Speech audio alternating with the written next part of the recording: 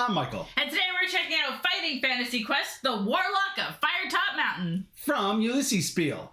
This game plays 1 to 4 players and has a box playtime of 30 to 90 minutes. I guess depending on the scenario that you play. I know, there's many scenarios. Cool. That's right. So, thanks to Ulysses Spiel for providing us this demo version of Fighting Fantasy Quest, the Warlock of Firetop Mountain, and for sponsoring this teach and playthrough. But they did not give it to us in exchange for this video. They gave it to us because they know we like to play all the games. So, as several people in our chat have mentioned as we were setting up the game, the Warlock of Firetop Mountain was, I believe, the first fighting fantasy books. It was like a choose your own adventure type book where, if I remember correctly, from 1982, and yes, I had it. I wasn't even a thought. So, you would have a character and,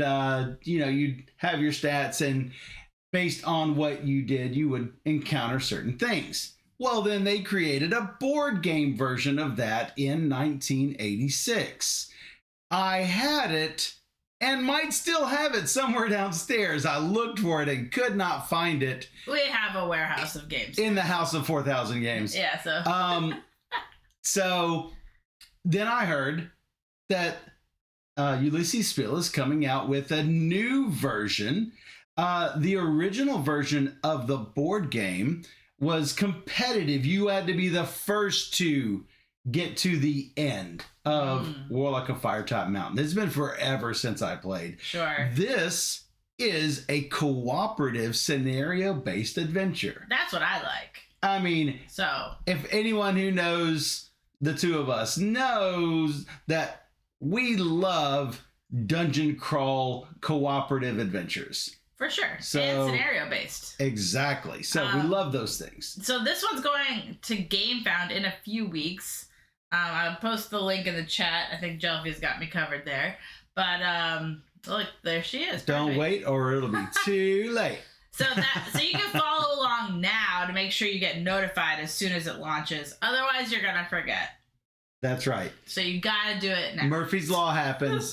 You know that things are going to come up in life. So don't delay. As soon as the project goes live, don't wait or it'll be too late.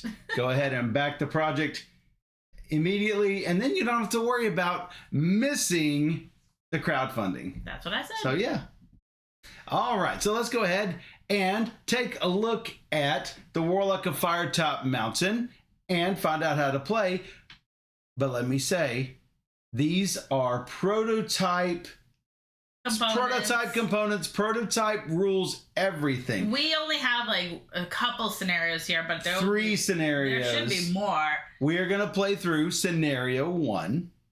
So if you don't want to be spoilered, then you might want to stop after the rules teach. That being said, what you do in your first game could very well be different than what we happen to stumble upon here today. Exactly. So, now, we've already played scenario 1, so we kind of know what we are slightly spoilered already. We're However, pros.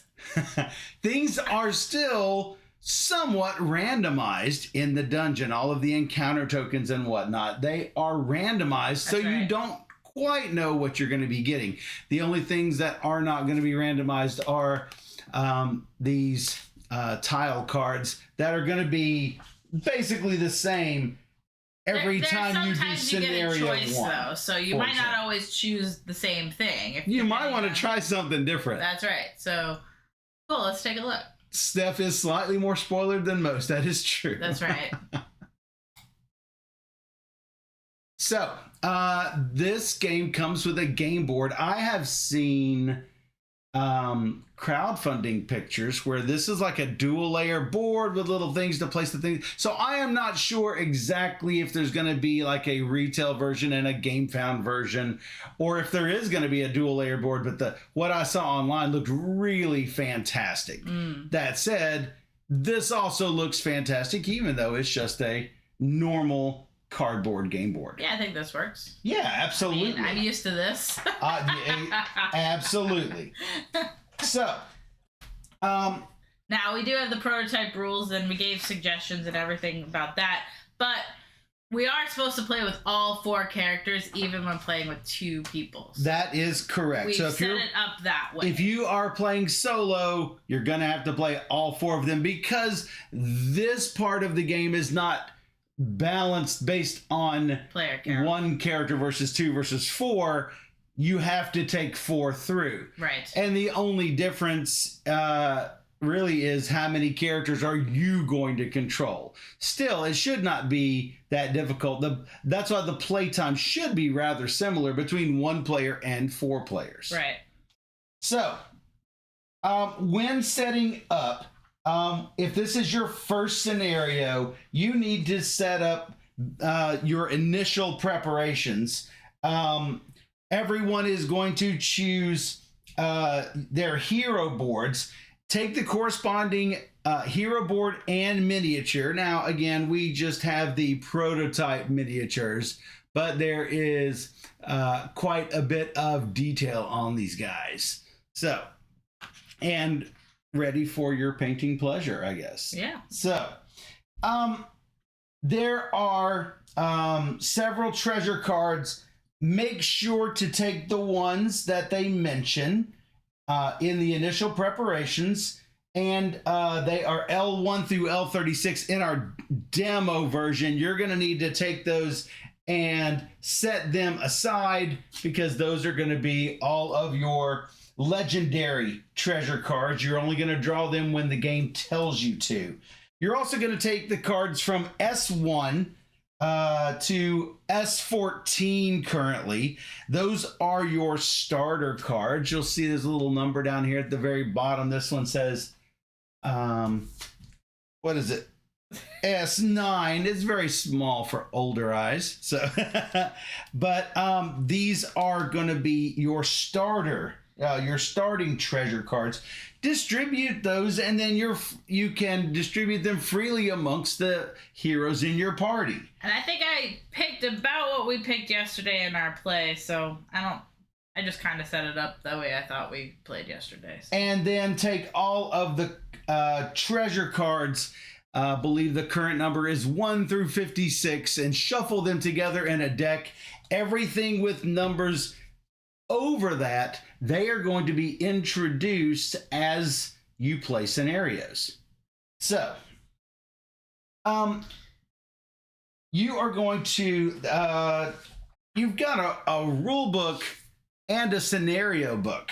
And the scenario book has all of the scenarios in it. Each of the scenarios has special setup rules. For example, it will tell you exactly how to set up the map.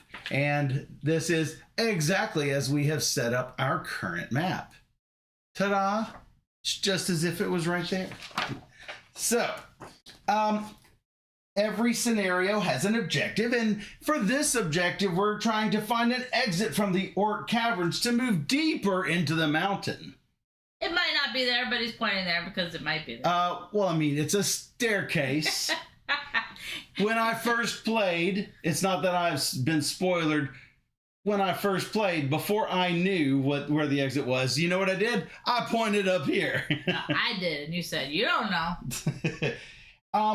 Each scenario has a difficulty level. If there is no difficulty level mentioned, which from what I've seen, all of the ones in here do have a difficulty level, but the default difficulty level is 2. And there are special rules for some of these scenarios. So, in this case, we are not placing monster combat tokens. That is these orange tokens here. So we will not be using those for this whole scenario. So if I do mention the combat tokens or the monster combat tokens, that is those. So you'll notice all of these all of these cards will say a scenario number and a letter. You're going to put all of these cards face down on the corresponding letter. You see this says 1Q. We're going to put this on space Q down in the corner. We're also going to put up all of these walls that you see. Obviously, we can't go through walls. What? And there are really easy line of sight rules for these walls that I'll mention here in a bit. So, they also mentioned to place a treasure tile on B. Remove all 4 book tokens from the encounter tokens pile, and then for everything that doesn't already have a card or a tile on it, we're going to put one of these face down encounter tokens. We all start on tile S, and we're going to take encounter card 1-01 and read it aloud. So now that is the scenario set up. We've also got our event cards. They're separated into 3 colors, and you're going to shuffle up each one and place them on the indicated spot on the game board. You're going to put 1 blue die on each of these spaces here, and we have 1 blue die available to us in our pool. These blue dice are 1 shot only. We can use them once and then they're gone. We've also got 6 normal dice, and we have 1 treasure die. So, unfortunately, we're not going to get to roll all 6 of these at once. Generally, you're going to roll a couple of them at a time. Hopefully more. So,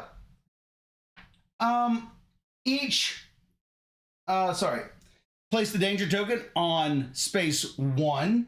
Place the treasure card pile shuffled face down on this corresponding place of the track. We use this little lava pit as the abyss or the discard pile whenever we discard our treasure cards. Each scenario comes with its own set of encounter cards. As you see, this says 1-01. You're going to need everything from scenario 1. Everything that says 1- something you are going to have ready to go.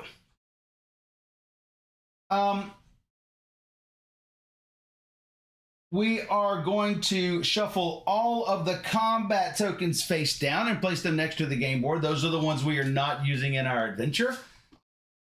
Each player is going to start their luck track wherever you see a little gray dot in the middle of these 5 green dots. So there's a little gray dot on the first 3 areas of Lorekeeper Eldrin. So we're going to put this on space number 3. That means he has 3 luck he can spend. The armor cube you're going to place on the armor itself, meaning he has no armor points saved up. Finally, you're going to look here on the health area. This is your stamina, and Eldrin has 5 stamina. So you're going to put 5 red cubes in this central area here. Cirrus has 6. Lyra has 5, and Brahm has a big whopping 7. So you'll notice that there are 2 other areas for these red cubes to be. One of them is fatigue. Whenever you get fatigued, we're going to move a cube from the middle area to the lower. And wound, whenever you get wounded, you're going to take a red cube from your stamina area and move it to the wounded area. So, finally, you're going to take your turn marker and place it face up. You'll see the face down means it has been used already. You're going to put it face up somewhere on or next to your board. So, and that helps everyone keep track of who has gone during a turn. So, a scenario is divided into game rounds, and each round is subdivided into an action phase where we're going to be taking our turns as heroes, and a dungeon phase, which is where you increase the danger track. You're going to have an event come up and other things are going to happen. Now, you might say, well, when do monsters go? Monsters go during our action phase, just like we do. So I'll talk more about that in a bit. So during the action phase, we get to choose in what order we activate our heroes. So let's say that Saris the Mist is going to go first. She is going to do a move and then execute one standard action, one hero action, and any number of free actions. Then the next hero can go. Now, here's the thing with move. You cannot move, take an action, and then finish out the rest of your movement. All of your movement has to take place before you do your action. So, how much can we move? Well, each character has two values on their sheet, one with a hand and one with a foot. The hand symbol is your skill value. That's your default skill value. That's generally how many dice you're going to roll for skill tests. And the footy print value is your movement value. Generally, that is also 2. If you want to, if you progress too quickly through the scenarios, one suggestion is to set this movement value to a value of 1. Oh my goodness. And that is an optional rule. So, no. Whenever you move 2 spaces, you cannot move diagonally. So I could not go from here to here with 1 movement. You have to do orthogonal movement, and by that I mean you must move, each movement step has to be horizontal or vertical. So if I want to go here, I can. I just have to take 1, 2 movements to do so, and assuming there was nothing here. Well, why is that? Because when you move, if you ever encounter, when you enter a tile with an encounter token, a tile card, or a treasure token, or a monster, you have to immediately end your movement. And if you have one of these things on it, you must immediately take an explore action. I'll talk a little bit more about that in a second. However, if you begin your turn on a encounter token, generally they're going to be face up. But if you, for some reason, ever start your turn with a token, you can move off of it without any sort of penalty. However, if you do remain on the tile and you encounter what's on the tile, you cannot move afterwards. So let's say I don't have enough movement to get to this tile because this is 1, 2, 3 spaces away. Well, what you can do is for every movement beyond your movement value, you can spend 1 of your stamina and fatigue yourself. So I can go 1, 2 plus 1 fatigue can move me right to this spot. Or if this card were not here, I could spend several fatigue in order to get all the way up there. So, after you've finished your movement, you can take 1 standard action. You can explore, attack, flee, or first aid. Obviously, you can only attack if you have a monster in your space or near you where you're in range to attack. You can flee, obviously, only when you are engaged with a monster and you want to move away from that monster. Let's say that I am on a space with a monster and I want to flee this monster on my turn. I can't just walk away. I have to take the flee action. It's going to cost me 2 fatigue. I will then move to a spot that does not have an encounter token or a tile card or another monster. If there happened to be a monster here, I may not flee this encounter because I have nowhere to go. I've got 2 walls here and here, and even if they weren't walls, I've got tile cards down there. Might as well fight them. I might as well keep going and fight them. So, that's attack and flee. Explore is pretty easy. Explore whatever encounter token or tokens that are in your space, you are going to explore them all.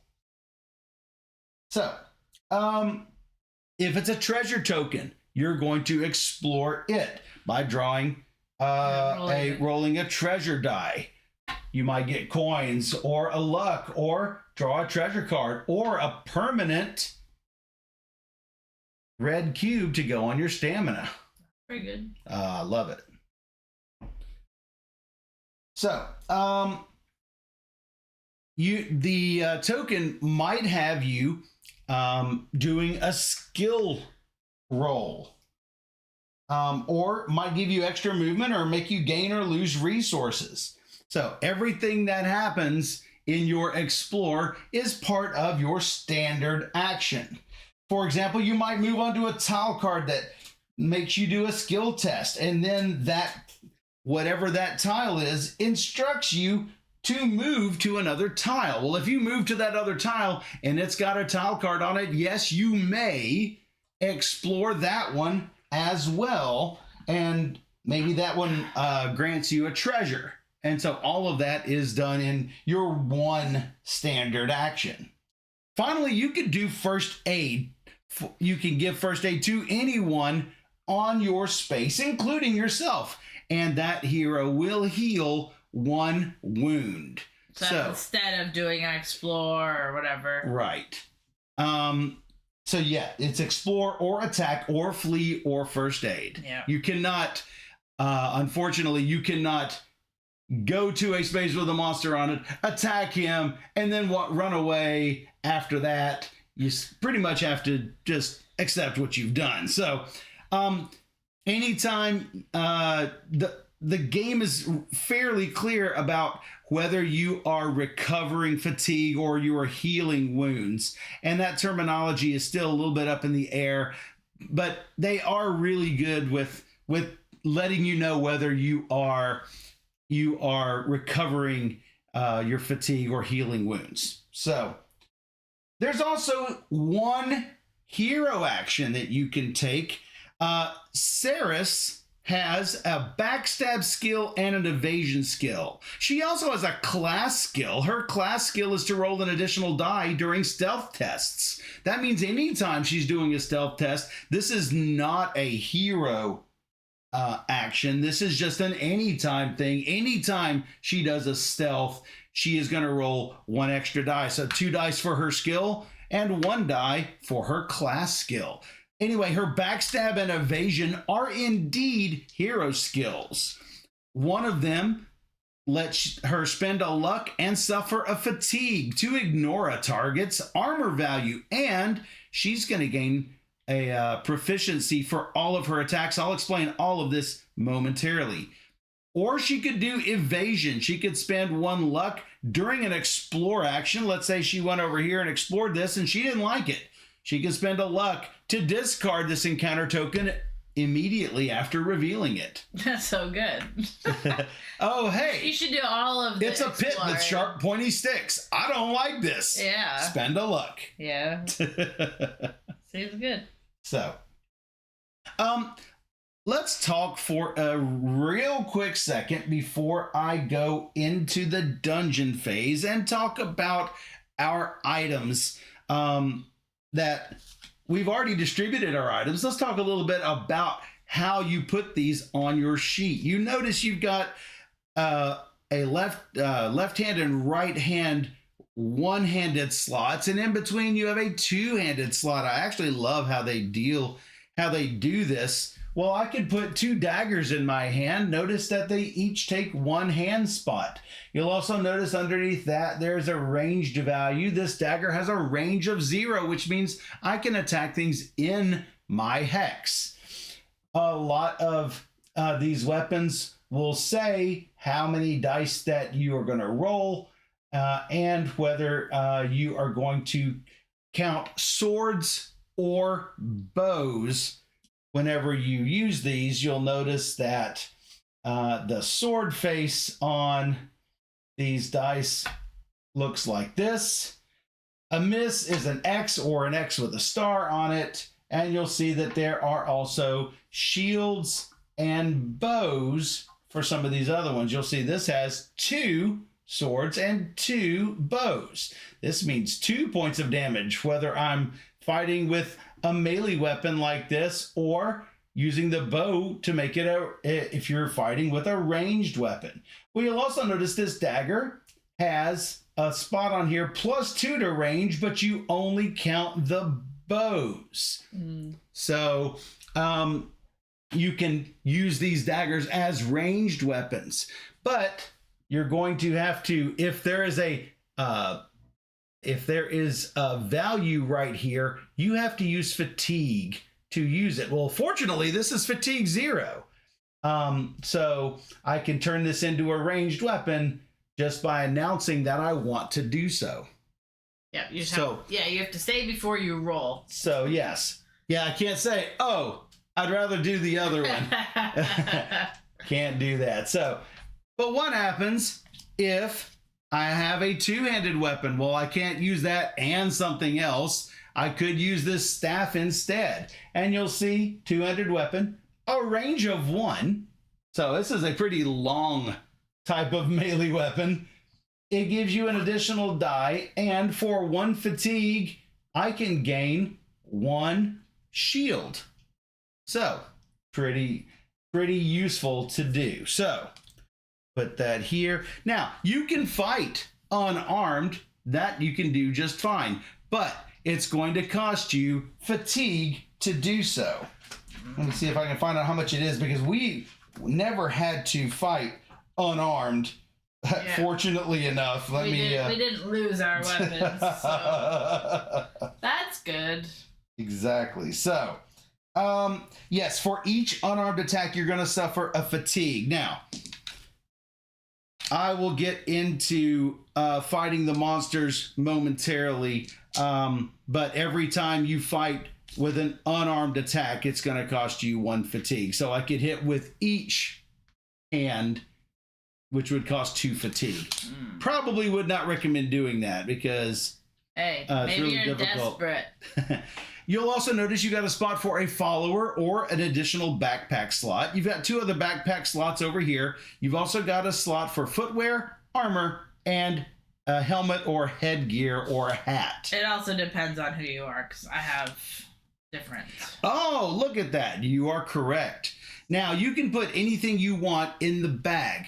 It is not equipped. If you put your adventurer's cloak in the bag, you are not actually using this for armor. Hey, Aldi. Hey, Aldi. Happy Sunday. Thanks for the subscription. Appreciate that. So, I like my weapons, Shelfia. Let's be real. So, this is me. After all of us have gone, then we're going to do... Oh, sorry. What else can we do in addition to our standard action and free action? You can also, as free actions, you can use a treasure, like this provision, to heal back your fatigue or wounds. You could trade. You could swap or trade a treasure card with another hero, provided the card has not been used during the current turn. So I can't use this dagger and then pass it off to Steph. I could hand her these provisions, though, if I have not used them. I need it. Yeah, I figured you might. You could also equip and unequip treasures as free actions, which we found a hat. It was a goblin helmet that did -1 to all charm actions. I was like, well, take it off right before you do that action, and then put it back on when you're done with it. If you've done combat with it this round, you can't do that. You can't. Exactly. So, every time a hero has finished their actions, they are going to turn their token over, and then the monster with the most of these monster activation tokens is going to get to activate. Now, if let's say, see, I've got little spots for monsters over here. Let's say I've got a monster with 2 and another monster with 1. Well, the monster with 2 is going to use one of their tokens and activates. Means that they're going to get to activate twice on our turn. Oh, great. That's pretty difficult. You gotta kill that guy. But let's say that they each have 1. Then we get to choose which one activates. So after Ceres is gone, one of the monsters will go. And then one of our heroes will go, our choice. And then another monster will go. And then a third of the heroes will go. And then yet another monster will go. If at the end of our turns there are still monsters left to activate, each of them is going to finish up their activations. Alternatively, if the monsters have all used their activations and there are still heroes to go, the heroes are going to keep activating. After all 4 heroes have gone and all the monsters have finished activating, we are going to do the dungeon phase, in which we are first going to increase the dungeon track. If the dungeon track increases beyond 10, we have lost. I almost put us there yesterday. Next, we're going to check for a blue die. Hey, look, there's a blue die here. We're going to take it. Remember, these are little one-time use blue dice. They are a little dark, these prototype dice. However, they are usually better than the other normal white dice. The results are better, yes. Yes. Then you're going to draw an event card. If you're in the yellow, you're going to draw the yellow. In the orange, red, red. Obviously, the red are going to be a lot worse, though some of them are actually They're beneficial. all going to just give us money. Sure they are.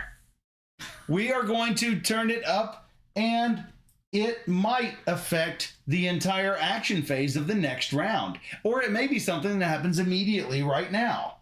Then we are going to trigger any dungeon event tokens. If there is a dungeon event along this track, which you will not have one as far as I know in scenario 1, you are going to do that token, whichever one that you have advanced to. You might have one of these cards that says put something on 4, and when this reaches 4 during the dungeon phase, you are going to have to deal with that token. Bad things happen. Then you're going to refresh those monster action tokens. You're going to give them their action tokens back. I'll explain more about them momentarily. And finally, we're going to recover. Every hero is going to recover 1 fatigue. Not a wound, but a fatigue. Wounds are more difficult to heal. Or if I have this cloak, I get an extra one. Yeah, show that off. You'll notice that this cloak, not only does it give her 1 die for armor, it's also going to let her regain 1 extra fatigue at the start of the action phase. Oh, that's 1 extra at the start of the action phase. This is the dungeon phase. Though they might change that to be same. To be consistent, where you get it back during the dungeon phase. So,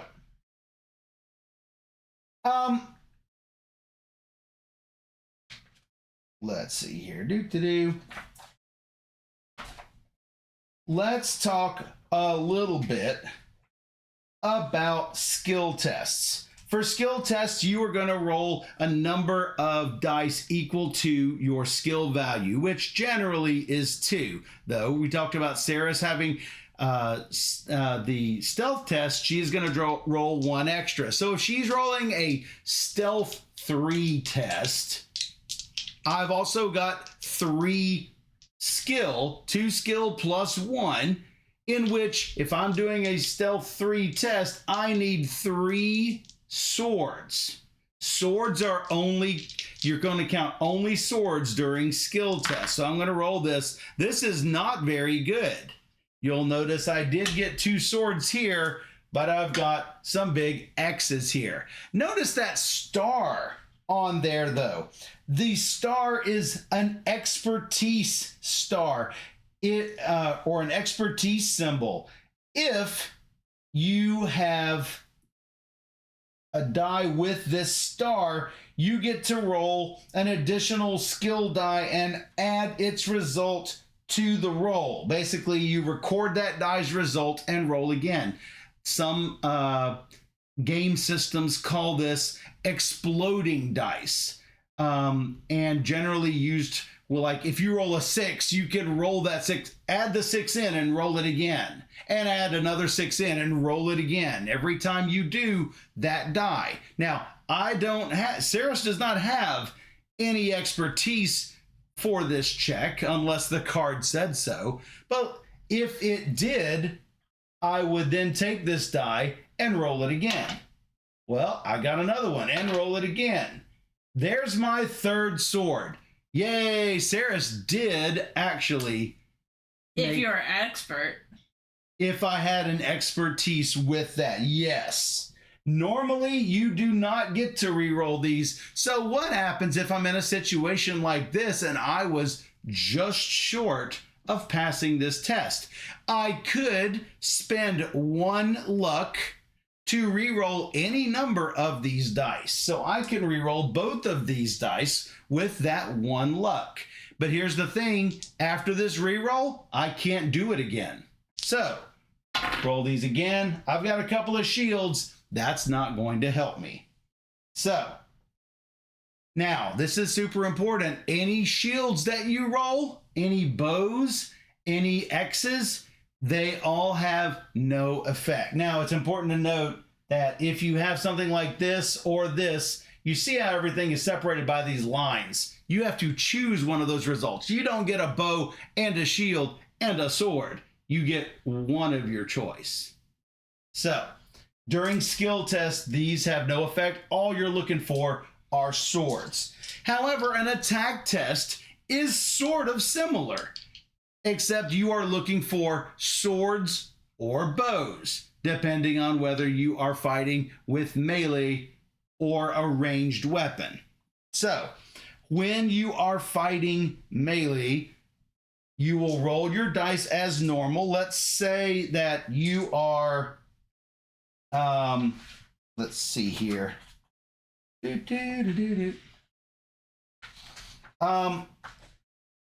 Whenever you're attacking a monster, let's say I'm in a spot with a monster. So let's pull up a monster here. We are going to use this really scary orc chieftain. You'll see that this orc chieftain, he gets 2 actions every round. He gets 1 movement. He has 0 range. When he hits me for 3, and he blocks 1 point of damage every time I attack him. So let's say I've got him down here. Where is that orc chieftain? Let's get the right one up, Steph. If you can find that orc chieftain for me. There he is. I am going to choose a weapon. I can do 1 separate attack for each weapon in my hands, or for each hand I have visible. Obviously, if I have a 2-handed weapon, I can only attack the 1 time with that 2-handed weapon. I can't attack with a 2-handed weapon and then use another hand to attack unarmed. So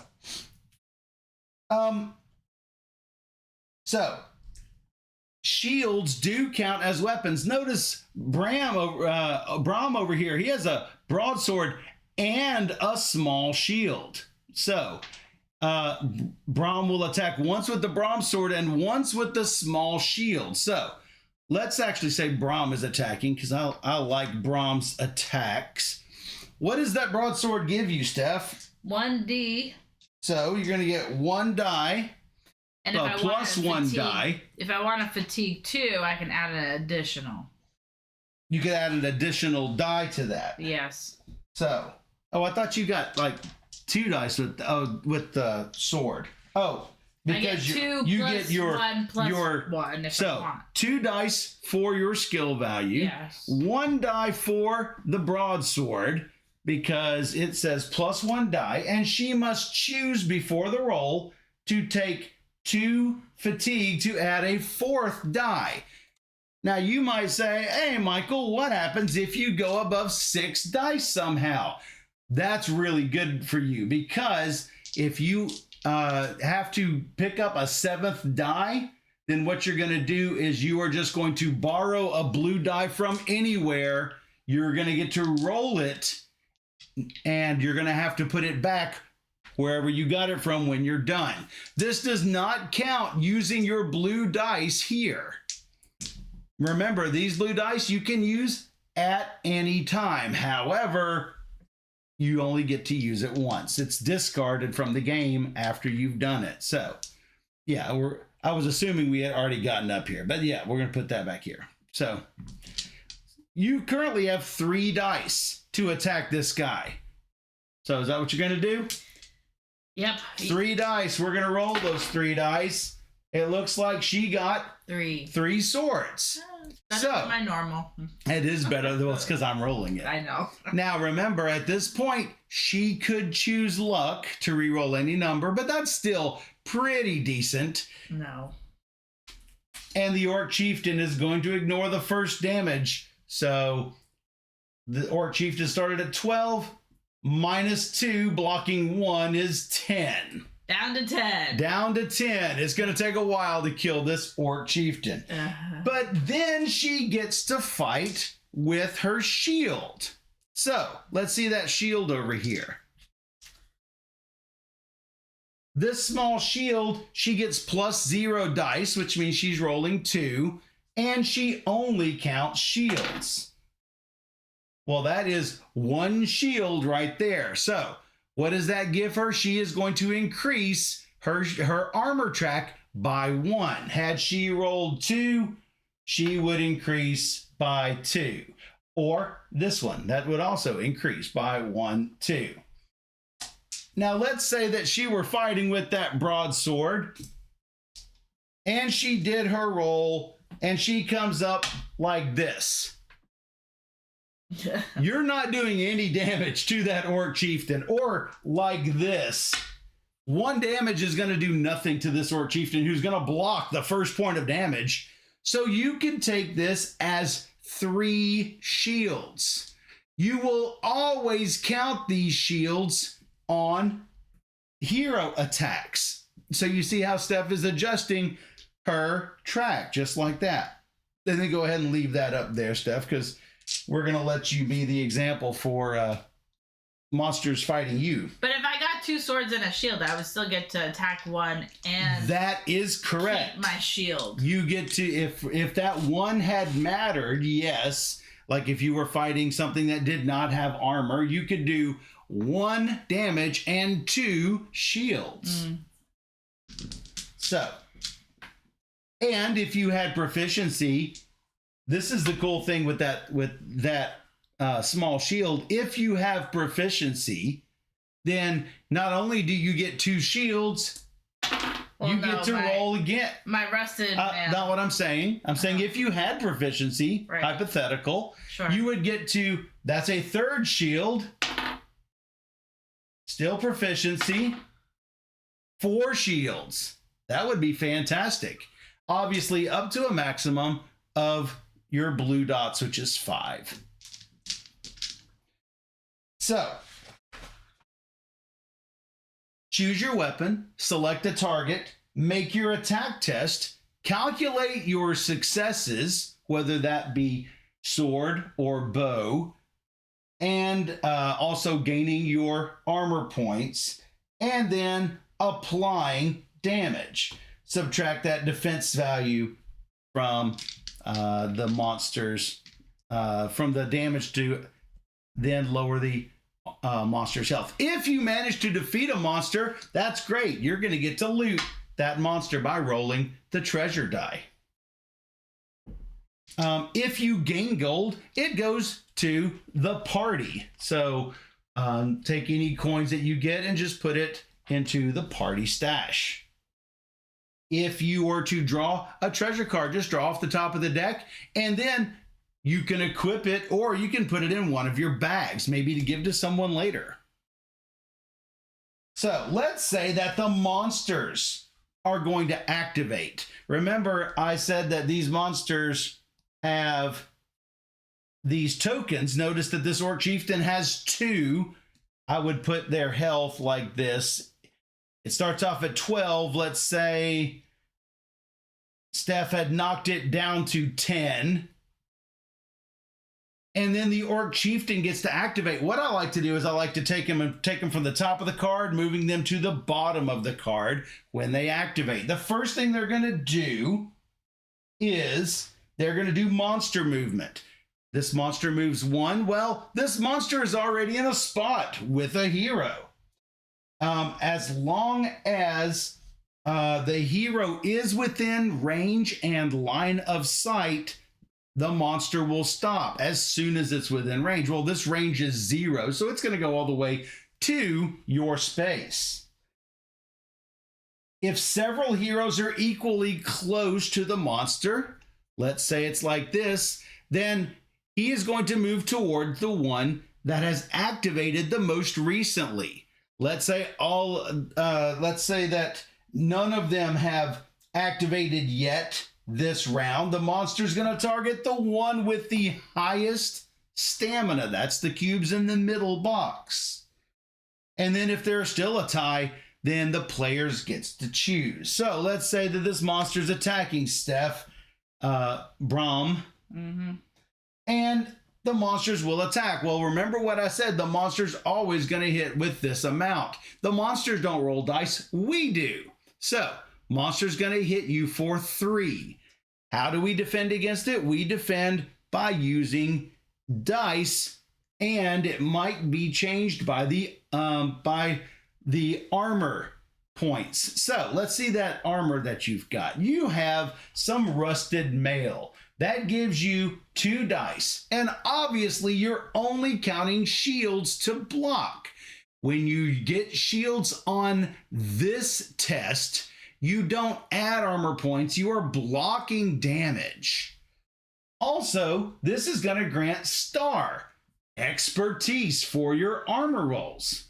So, this is indeed called an armor roll. So, Steph is going to get 2 dice. I'm going to spend 1 armor to get a 3rd die. Yep.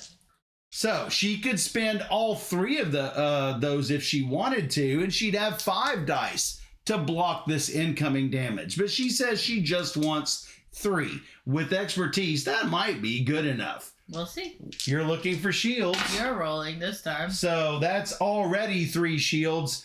I would then re-roll these if I needed to, but I don't need to because look, you're already good enough. I need you to roll for me. I really need to be the one who rolls. Steph would take 0 damage. And then another hero would go. And look, it's time for the Orc Chieftain to go again. He would do 3 more damage as normal. So, it is important to note, and we actually overlooked this rule the first time we played it. Let's say Steph goes into an area and it summons a monster. To prevent you from taking damage, like right now you've already explored. Your turn is over, Steph, right? Yeah. So, just so you don't have a whole bunch of monsters pouring out that you cannot deal with, you get a whole extra turn. Nice. After these monsters have summoned.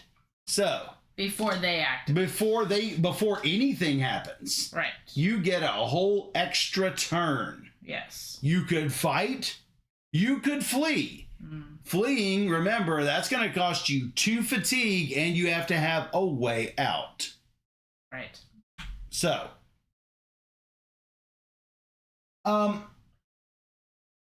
whenever you summon a monster, you're going to take the standee from the box.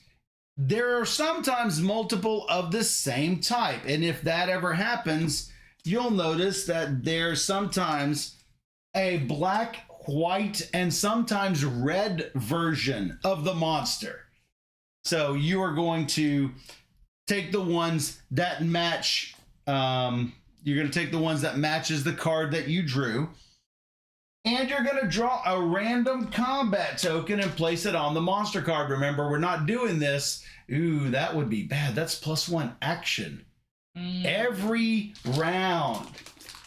That seemed not great. Then you're going to place these health trackers next to the monster card so you can keep track of their health. So,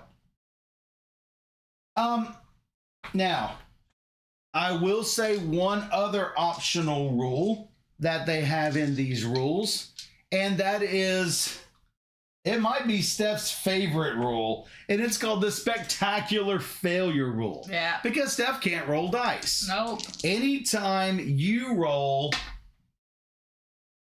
nothing but X's on your roll, and you do not re-roll those X's, you can immediately gain 1 luck. Mm-hmm. So we'll have to decide whether we're going to use the spectacular failure rules. We did the other day, and it made things interesting. Well, yeah. We did barely win. Yeah, I think we needed it. So now keep in mind that if you ever get a modifier on your equipment that gives you a plus to something, like +1 to your vision tests, that doesn't mean you get +1 success. That means you get +1 die. So always keep that in mind. So let's say that monster really beat on you, Steph. Or let's say Lyra. She doesn't have as much. She doesn't have that much health. So let's say that she took... she had already taken some fatigue damage earlier, or some fatigue, there you go. And let's say that the Orc Chieftain did 3 damage to her because she blocked none of it. She's going to take 3 wounds. Now, you might say, Michael, she's completely out of stamina. That's okay. However, the next point of damage she takes, notice it can't come from her stamina. It's going to come from fatigue. The moment you move a cube from fatigue to wound, she is immediately down. First, you're going to place her on her side so that monsters, she cannot take any more turns, and she is not targeted by monsters anymore. Secondly, she is going to permanently remove 1 red cube from her wound box. She can never gain that back this scenario. Next scenario, she'll be fine. Or if we have to replay this scenario again. Yeah, maybe. So let's say she gets up and she takes another damage. Let's say that she, well, actually, at the end of the round, she is going to get her fatigue back. She's going to stand up. But let's say she takes another damage. She is okay right now. You might say, but she has no fatigue and she has no stamina. That's okay. I'm not dead yet. The next wound she takes is 1 worse than downed. It is called knocked out. When she's knocked out, she is removed from the board. All of her equipment goes into the ether or into the abyss, whatever you like to call it. Right. All of her followers are gone. Yep. Anytime you drop anything on the map, it is not, we like to call it going into the ether because it doesn't hit the floor. It's just gone. Disappears. If you want to give something to somebody, it better go into your pack and then traded later. Right. So now Lyra would be knocked out. So make sure to rewind and replay that example if you want to fully digest how this mechanic works, because it can sometimes be it took us a little bit to grok this completely. Yeah, for sure. So the first one, beyond taking all of your stamina out to fatigue, the first time you bring fatigue to wound, lose a token and you're downed. The moment you take 1 damage after everything is in wound, you are now knocked out. I will point out that if I were to take fatigue damage and I have nothing in my stamina, that also still is considered triggered. damage, yes. So that was not entirely clear to me. That is correct. And you will have some monsters that instead of doing wounds to you, there's one that will do fatigue damage to you. Right. In that case, if you have no more stamina to lose, your fatigue become wounds, and then your wounds become knocked out. That's true. But keep in mind, once you are down, the monsters do not target you anymore. Yep. So that is super important.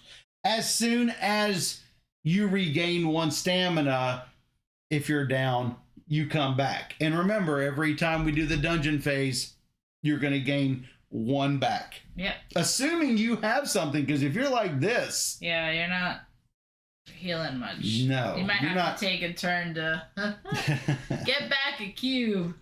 Exactly. So, now keep in mind that you can always spend luck during a test.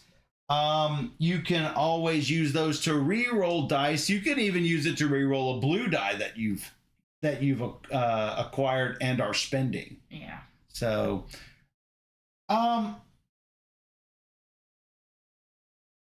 that should be just about it.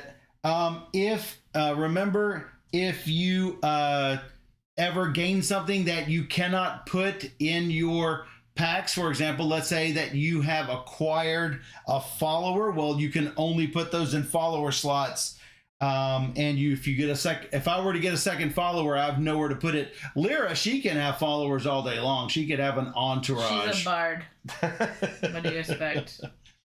Obviously, there's a lot of treasures that have to be consumed and discarded, like these provisions. So once I've used those, they are gone. If I don't use them, I might be able to sell them.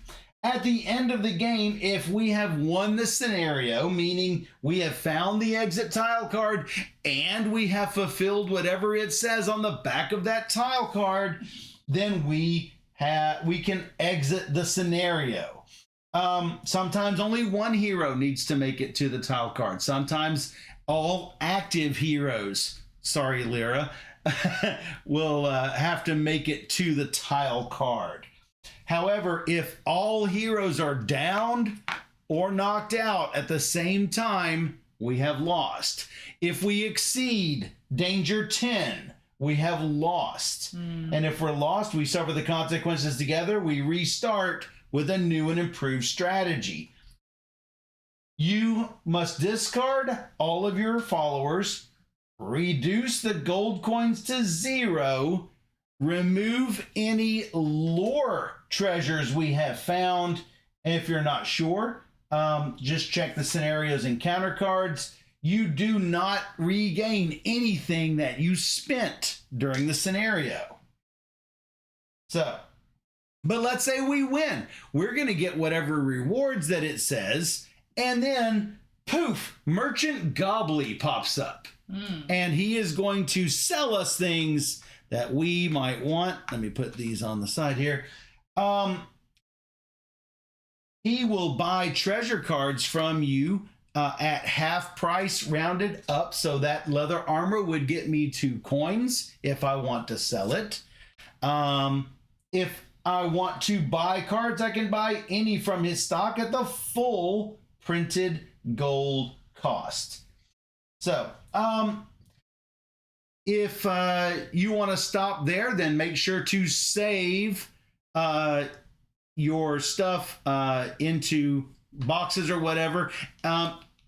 It really doesn't matter if I keep these cards with Ceres or not, because you're a party. You can resplit everything up at the start of each adventure.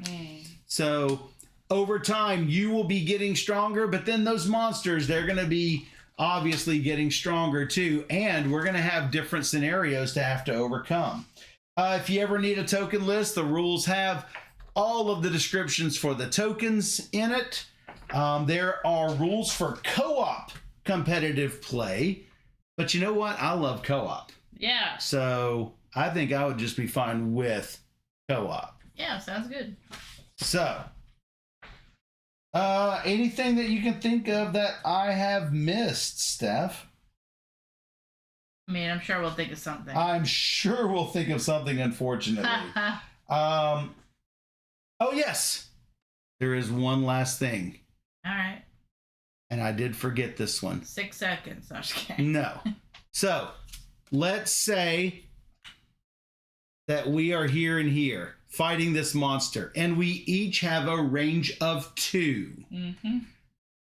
Go from my center hex to his center. Well, center square to his center square. It's going to go through this middle point. It's fine. I've got range on him. You are attacking him through the very, very tip of this wall. That blocks line of sight. Okay. Clearly something like this would block line of sight.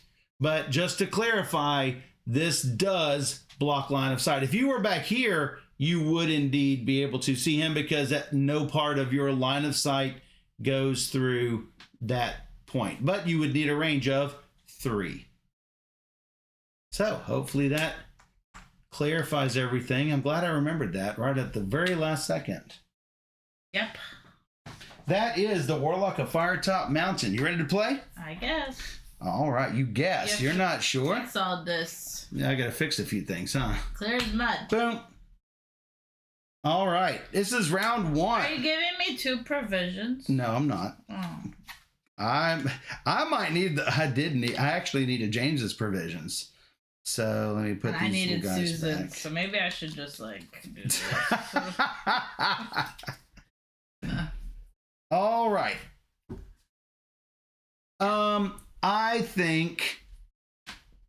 Well, we've definitely got to go through one of these 3 to get to things. So I'm going to go through this. One of us is. I think, yeah, one of us goes. I think Saris goes because Saris could spend the luck to just get rid of whatever that seems good she plan. doesn't like. Yeah. Boom. Like that. So she's going to go. You find 20 I'm million going to bucks. reveal. Oh, I did find something. What is this? That is a stealth check. Well, that's good because I'm good at stealth. This is noise. This says noise. So it's a little goblin here. That's what that is. Oh. Succeed in a stealth test. Or, if I fail, increase this by 1. Already heading towards 10. Yeah, but the right person found it. We've been good at that. We have been lucky with that. Like everybody who goes and does something finds what they're good at. Eldred is good at vision tests. Lyra is good at charm tests. And Brahm is good at force tests. And Saris, good at the stealth tests. That looks like 2. Seems good, right? Well, that's good because if I can remember, the difficulty level is. Oh, Michael says, forgot the intro card. Forgot the intro card. What intro card? Oh, you're right. I did forget the intro card. We were so ready to You are right, Prime Tide. Where's my intro card? This. 1 minute. No, I've got it right here. Echoes of Orcus growls reverberate through the corridors. Their source obscured by the twisting passageways and looming shadows. The heroes have to navigate carefully, aware that the slightest sound could alert nearby orcs to their presence. Flip this card. Place a question mark token on the 4 space of the danger track. When the danger token reaches the question mark token on the danger track, draw encounter 119. Ooh. I did forget. As a matter of fact, I forgot that when we played the first time. Yeah, I don't think we did it the first time. No, we're bad people. All right. Hey, I passed the stealth check. Prime Tide, are you who I think you are? Yeah. I did not know. Yeah. All right, so I passed the stealth check. What happens if you fail an encounter token? You throw it out. What happens if you pass the encounter token? You throw it out. Either way, you have handled the token. It's just you have to accept whatever success or failure that you've got. So hopefully Prime Tide didn't find out any other bad things that I forgot. Yeah, I'm asking. So, I don't have anything to attack. Clearly, I can't go any farther. Saris is done. Okay. Monster. No monsters. which is good. I think he wants to go like break down this door because we obviously don't have a key. He wants to break. I mean, he looks like he wants Brom to likes to break down doors. Punch the door. One so P. I think we go over here. All right. Ta-da. Draw encounter 1-02. Nice. And discard this. We got this. The passageway ends at a locked wooden door. You listen but hear nothing. It's firmly locked, and the only way in is to charge the door down. Yeah, we're gonna charge. Test force 2. So I get 3. she gets 3. But I let you know my rolling is quite terrible. So I gotta say, props to the design team, because if it's a door, you need someone to force it. If you're playing something like Tales of the Arabian Nights, you're going to end up like, let's say I'm a fighter. I attack. Well, then they bind you up and throw you in jail. And it's always this, the thing that you want to do is never the helpful thing to do. Well, of course. In this, it's much more straightforward. Oh, looks like door. I will do it. Yes. I got enough. There are some things I'm going to sneak past or whatever. So I see 3 swords. You did wrinkle up your face when you rolled it, but you had way more than enough. I was good. So you were good. So you flip this card over and it says there's a success box and a failure box. You storm the door and stop just in time to avoid the pit gaping behind it. In the pit, you spot the skeleton of someone less lucky than you, still clutching a leather satchel. Draw a treasure. Yay! What did I We get? love that. I found a rock. A rock? A rock is not good. A rock made of diamonds is good. I gotta give that to somebody. It says, I can discard it to move one enemy by 2 tiles in any direction. No, that's good. It's not great. That's what Susan did. No, I know. Not for this guy. It's not great. You could. Hold the rock. I'll sell a rock for $2. Whoa, how rude. All right. Let's see. This looks like... Treasure! It looks like a locked chest. Rocky the pet rock. Rocky the... I actually went to high school with the Rock. The rock. Yeah, the Rock. The rock. Yeah, everyone thought he was an undercover cop. Yeah. Because 21 Jump Street was big at the time, and so... Yeah. And he looked like a big man-child. He was big. So, yeah, you turned your thing over. I think this might need vision because there's a lock on it. So, like, she's like the scoundrel, but I don't know if she's good at lock picking. He's good at, like, vision tests. I think I'm just going to have to go to an... this one or this one, sure. Yeah, do you want to do that first or do you want me to? I'll go to the one over here. All right, you're going to go to this one. Yeah. And this one turns up. Well, you're not done yet. You're in the middle of it. Oh, that is a good one. Oh, I yeah. recognize that as good. Yes. Mysterious object. Roll the treasure die and apply it to the active hero. Heart. Oh my goodness. It could not have happened to a better one. Yes. Because that's a 6th one. I'm fairly sure that's what happens with a heart. Double check. Yes, you gain 1 stamina until the end of the current scenario. So she doesn't keep that for scenario 2. Okay, that's fair. But still, that's good. Yeah. All right. 1, 2, exert myself 3. Good luck. He might not be the best person to do that because... We're going to find out. The lid lifts easily, but a strange magic draws your breath out of you as you open the box. It seems to flow into a glowing blue potion. Suffer 2 fatigue. Gain item L003. So he's already down 3 stamina. I get a lore card. It happens to be a potion of invisibility. I take it. And now his turn is done. That's everybody. Ta-da! All right. So, actually, I'm going to keep this up here because we're going to need to know what happens with that. So, the first thing that happens in the dungeon phase is we increase the danger track. Then we check for a blue die. Cha-ching! We got it. Then we roll over an event card. It is exhausted. Heroes do not recover stamina. No. During the recovery step. I mean, that's fine for everybody else, but Eldrin's hating it. Fair. He's hating it. He can have some bread. He might need it. My goodness. Then trigger dungeon event token. Nope. Refresh monster action tokens. Nope. And recover, which we don't get. That's another big nope. Hey, looks like it's time for round 2.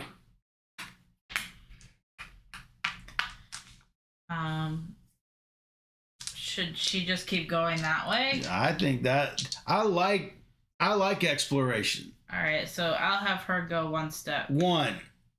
Or you could have her go 2 and her go 2. That's fine. Either way.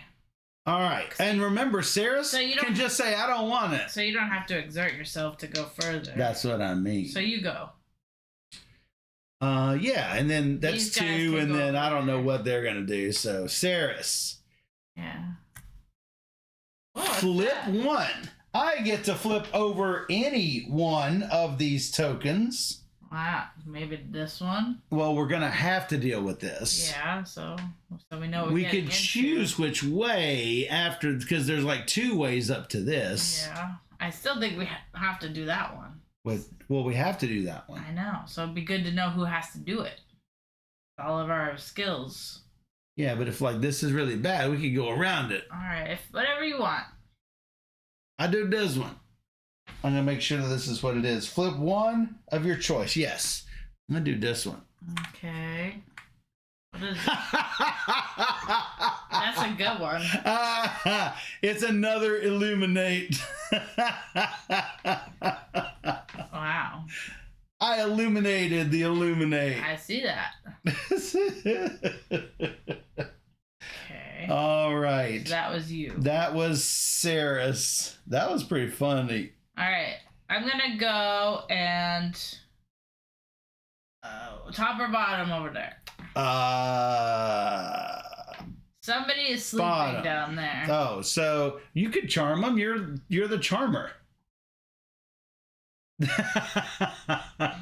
Come on, charmer. Do it. All right. Charming it. Sure. I might just fight him. Well, let's find out. Draw encounter. 106. Okay, good luck, me. Good luck, you. The door unveils a dim, foul-smelling room with a rickety table. No. You spot a sleeping orc on a mattress in the corner and a box on the table, promising treasure. A. Attempt to open the box slowly and silently. Or B. Quickly open the box before the orc wakes up. We're gonna go slowly. All right. Probably stealth. And quietly. I'm not fast or stealthy. Well, there is no fast test. Which one do you want me to do? I was gonna do stealthy. Whatever you want. This is you. Sure. Stealthy. Stealthy. You open the box carefully so as to not make a noise. A tiny mouse scurries out, leaving behind a coin. Nice. We have a coin. And there is a B option, but I'm not going to read it. Because reasons. I did a good job. You did a good job. How about Lyra's done? I found a coin. Yeah, nope. It is not on a character.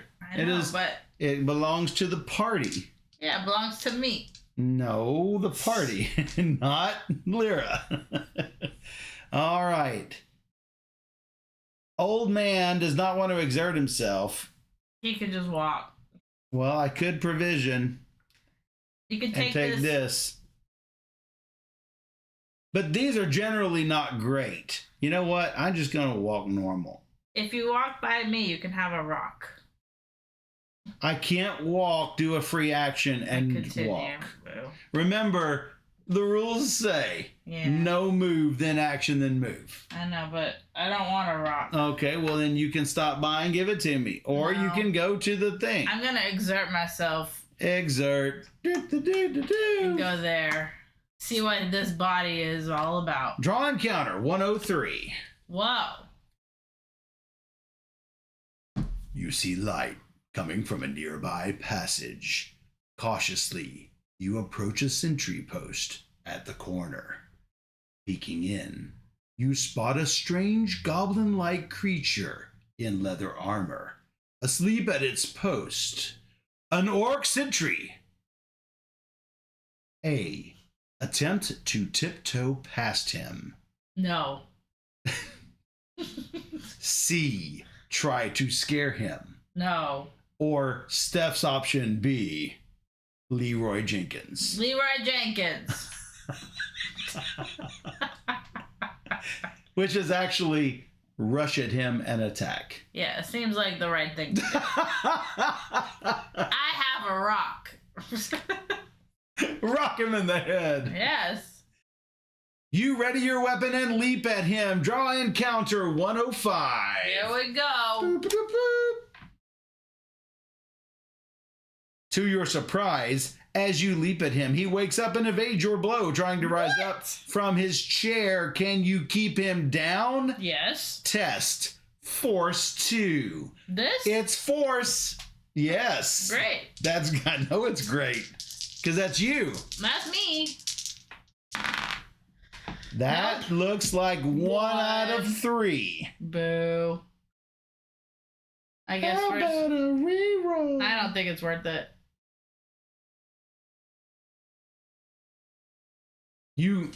If he gets up, you might end up having to fight him for a while instead of just now. You might just like knock him out. You get 2 rerolls. He's not very lucky. He has 2 luck right now. I know, and I'm gonna. Well, then he's gonna be equivalently unlucky when you're having to fight the guy. I'm just saying what's probably. I am not spoilered on this because I don't know. I don't remember what happened last time. Well, I didn't fight him last time. Fine, I'll re-roll, but it's a bad idea. That's 2. You got it. You push him back down and he trips on the chair's leg, falling over and knocking himself out. 2 coins. Good job. I am not saying what happens on a failure. I want to see. Don't say anything. You have 0 poker face. 0 poker face. Might have made a good choice.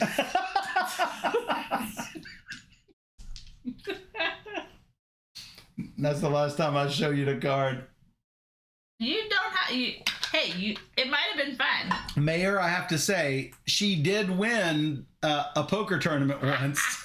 Her first time she entered a poker tournament, and she won the whole thing. That's what happened. There were 80 people in this tournament, and she won. That's right. Just saying. Chaos. She is Chaos Warrior. That's everybody. Therefore, yes. All right. Advance. Yes. No blue die. Yeah. Roll it over. Roll treasure and grant to a hero of your choice. Me. But it's trapped. They suffer a wound. Oh, no. Let's do her because she has an extra one. Well, Brahm has an extra one. Yeah, but he needs it. She don't need it.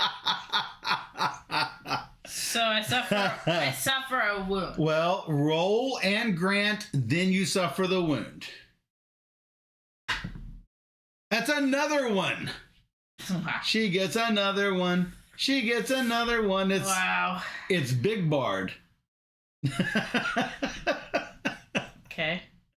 All right. We're 1 away from this. We flip these over. Flip it. Flippity dibbity. Flippity, flippity, flippity. Oh, and regain our staminas. Brahm. Yay. Lore Keeper Eldrin is like, oh, thank goodness. He may just go slow. I think it's got to go up one. Above, What? Above She Yeah, here. I think so. Yeah, I think so too. 1, 2, Buckle my shoe. 2.5. It's a spider web. No! Force test. Oh, it's a force test. If I lose the force test, You lose the force? yes, but no. If I lose the force test, I have to discard a treasure of my choice. Oh. I don't like that. Well, you could use your ability. I could use my ability. Seems like a better option. That seems like a much better option. Yes. What would I give up? Lose the force, Luke. Yeah, I hate to do it. You'd give up your bread, which you might need the bread. I might need the bread. You might need my bread? Yes. That doesn't seem like a fair trade. It does. All right. I did it. I disregarded it. I slipped out of the way. What are you going to do with Mr. Staff? He's just going to keep going that way? Mr. Steph. Or is he... Do you want to do that, or should I just go do that while I'm over there? You should probably do it while you're over there. Brom could do it. Brom's going north. He's going to go wake up some goblins or whatever. You don't know. I see them right there. It's a picture of them. Yeah. And something's going to happen soon, too. Question mark. Well, that's the question. Yeah, I think Lyra could go here if Lyra wants to go here. Do it. Do it. We're going to do Encounter 107. 3, 4, 5, 6, 7. The door reveals a room with stone flooring and grimy walls. A stale scent lingers. Atop a makeshift table sits a small box. An empty straw mattress lies in the corner. A. Open the box. B. Ignore the box and search the straw mattress. Hey, let's let them pick. Box or mattress? Take a nap in the straw mattress, says Mayor. That wasn't an option. That is not an option.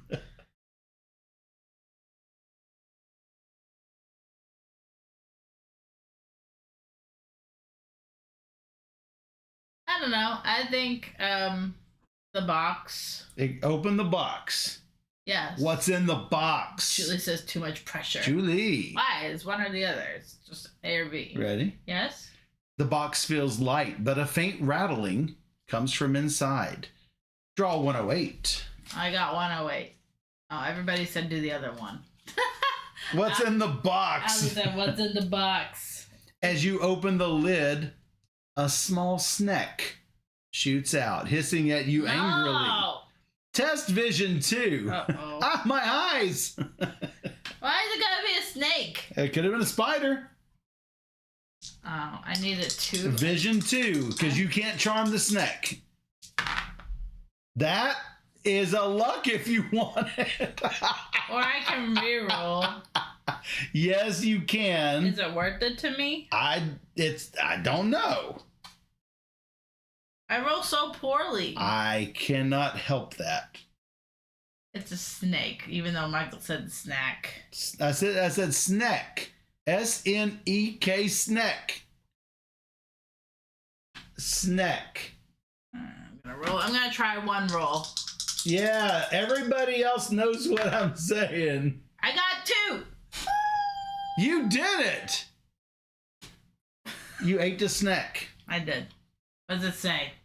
You evade the reptile and it falls to the ground. No, he's my friend. Slithering away quickly. Shrek. He's my pet. He's now your pet.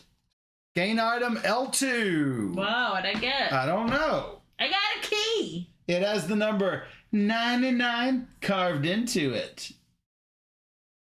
It does not require a slot to carry. Now, Ooh. I will say, these lore items could be used. I'm going to read to you what it says in the rule book.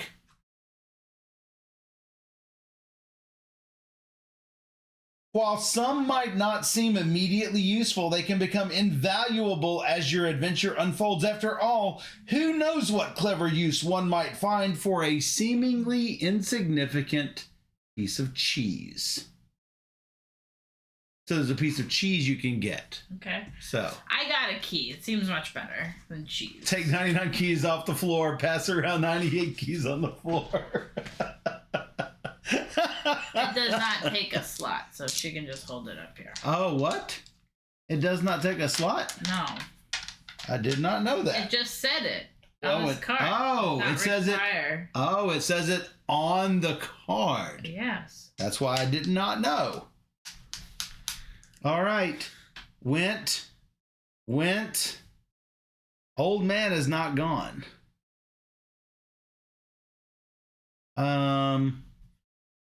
Who is next? Me. Rom has not gone. Wizard has not gone. I could wake up a goblin. I don't know if you're waking up goblins or not. I can neither confirm nor deny. These guys do look asleep. Whoa. It's very dark. So dark. Thanks to our camera. I think, which way do I go? Should I go to the treasure or should I go to these guys? Well, Eldrin could attack, but Eldrin already has lost a stamina. I was not planning on getting there. Jelvia says go to treasure. Sure. All right, I guess we're going that way. Always. One E. Oh, I thought she meant this treasure. No. There's two treasures. I'm gonna go wake up some baddies. Look at him. He's whipping the other one. If you say it's a baddie. But he's not my friend. He's not your friend? So he's not a snake. Not yet. 111. 111. Turn in your hymnals. A large wooden door muffles sounds of shouting from behind it. No! No! Peering in, you glimpse an orc chieftain with a warty face, feeding a smaller orc, seemingly his servant. A, open the door slowly and sneak inside. Because I'm this big brawling dude. C, open the door and try to talk to them. Or B, Leroy Jenkins. I should probably leave. I always give them in the same order. I don't think talking to them would be very good.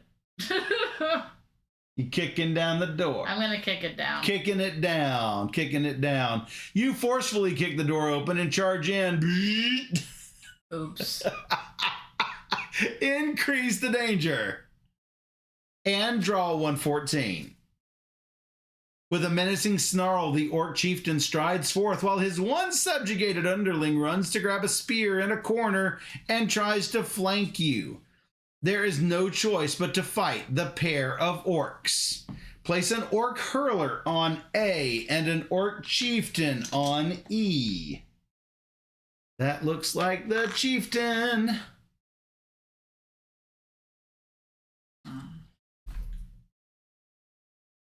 So, Prime, that might need a flip on the bottom.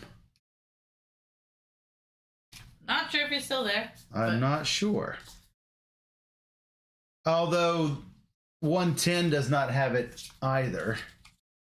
I need 117 and 118. 117, 118.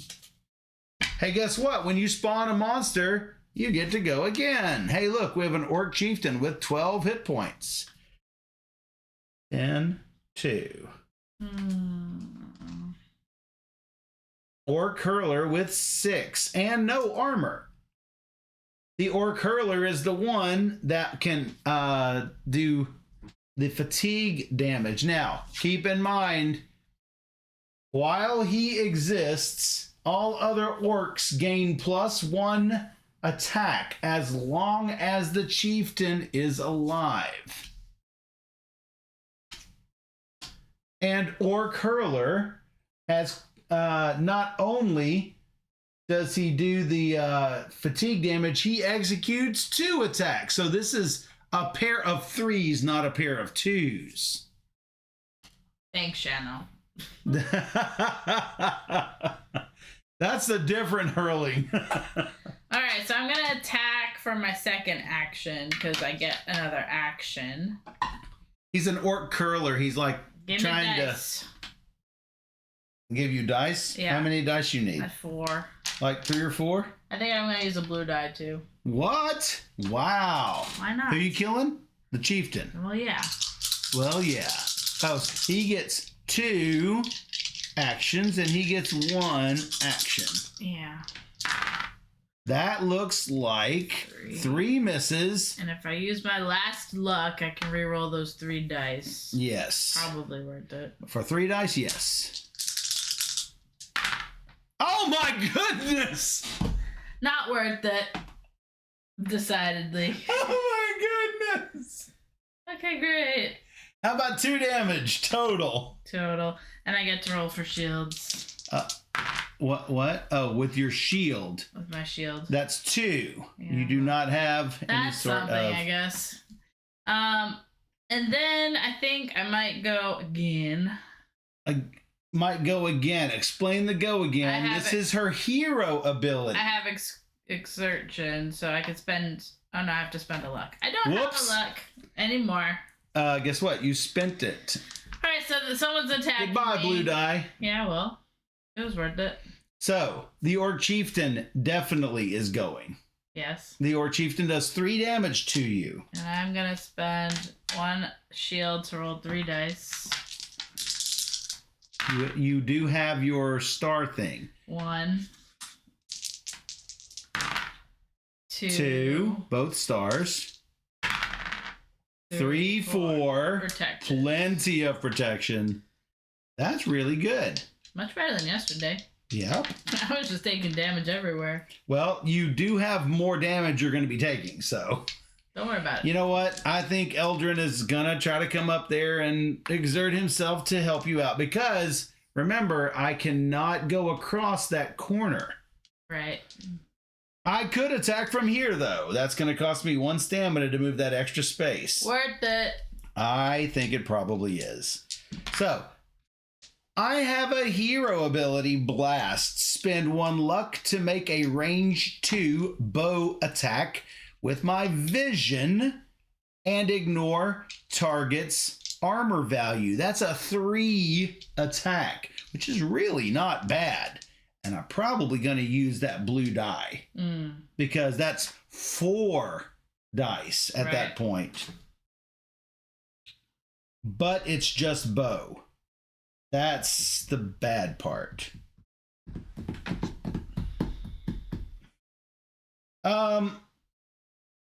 I think I'll do my normal attack first. It's 2 plus 1 for my staff, and I gain a shield. I'm guessing it's the shield, the armor value. Mm-hmm. Prime, I assume that is correct. I gain a shield, a blue increase, and not a shield on my die, which is the same thing, really. I think you just get a shield. But I'm not gaining. Increase, Oh yeah, I'm not gaining a die for this. But you have to spend the fatigue to get it. Yeah. Oh, that's right. I have to spend a fatigue. I can't do that. Yeah, Jumpy says, I thought Michael was rolling for you now. I wish. I wish. All right, I am going to shoot with the melee with the staff, which will actually give me more. At least I assume it's melee with the staff because it doesn't say use bow. That looks like 3. Oh, that's pretty good. That's not bad. That's 2 damage. Okay. For a luck, I can do that vision test. No, it's a range 2 bow attack. Oh, that 2 ought to be inside the range symbol. I assume it will be. Yeah, I would have gotten the armor point if I had spent the fatigue, but he's already really fatigued. Yeah. I think ignoring the armor is good. but it's a bow attack, which means if I roll this, I've basically just wasted the blue die. Yeah, don't do that. This is also wasting the blue die, so no blue die. I think I'm fine with just this. Oh! Wow. How about I gain the luck back? Yeah. Oh, I have Dazzle, which is basically the same as invisibility, but it just cost me a luck. All right. That is all Eldrin has. Then these guys go. Then doesn't really matter the order that they go. Brahma's gone, yes? Yeah. All right. Orc Chieftain does 3 damage to you. How many dice you get? I'm going to do 3. You're going to do 3 more. That looks like 1. 1. Oh, so I take 2 damage. You take 2 damage. Ow! Then the Orc Hurler attacks twice with 2.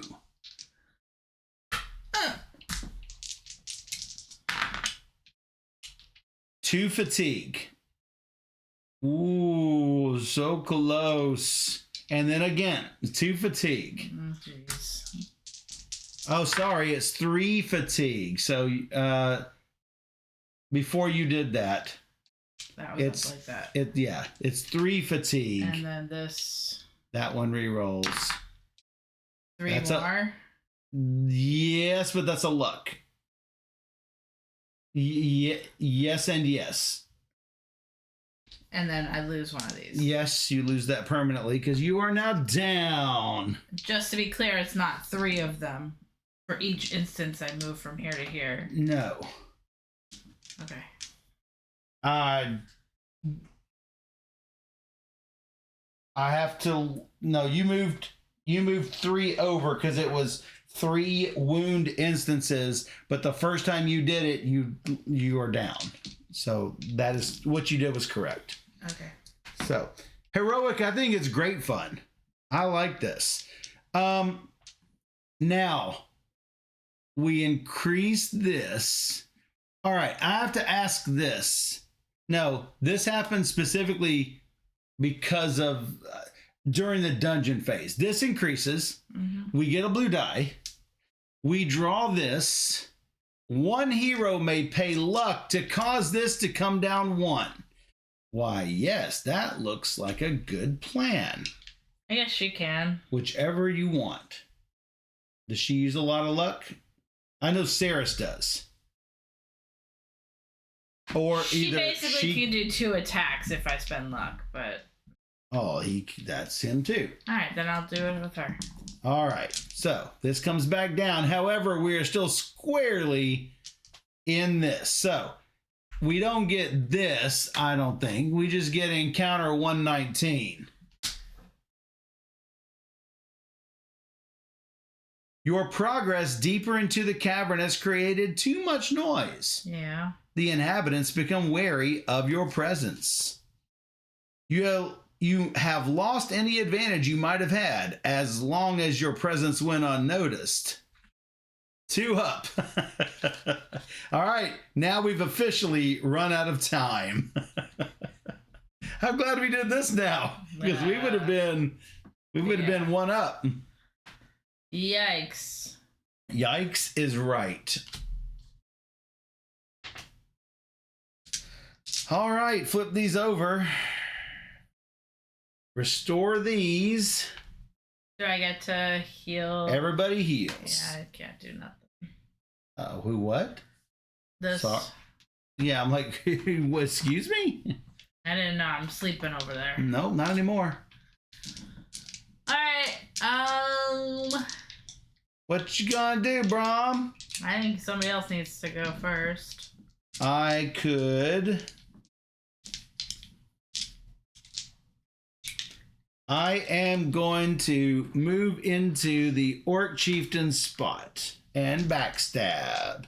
And backstab, and backstab, and backstab. What? Where's the other dude? Where's the Oh, I did not bring him out.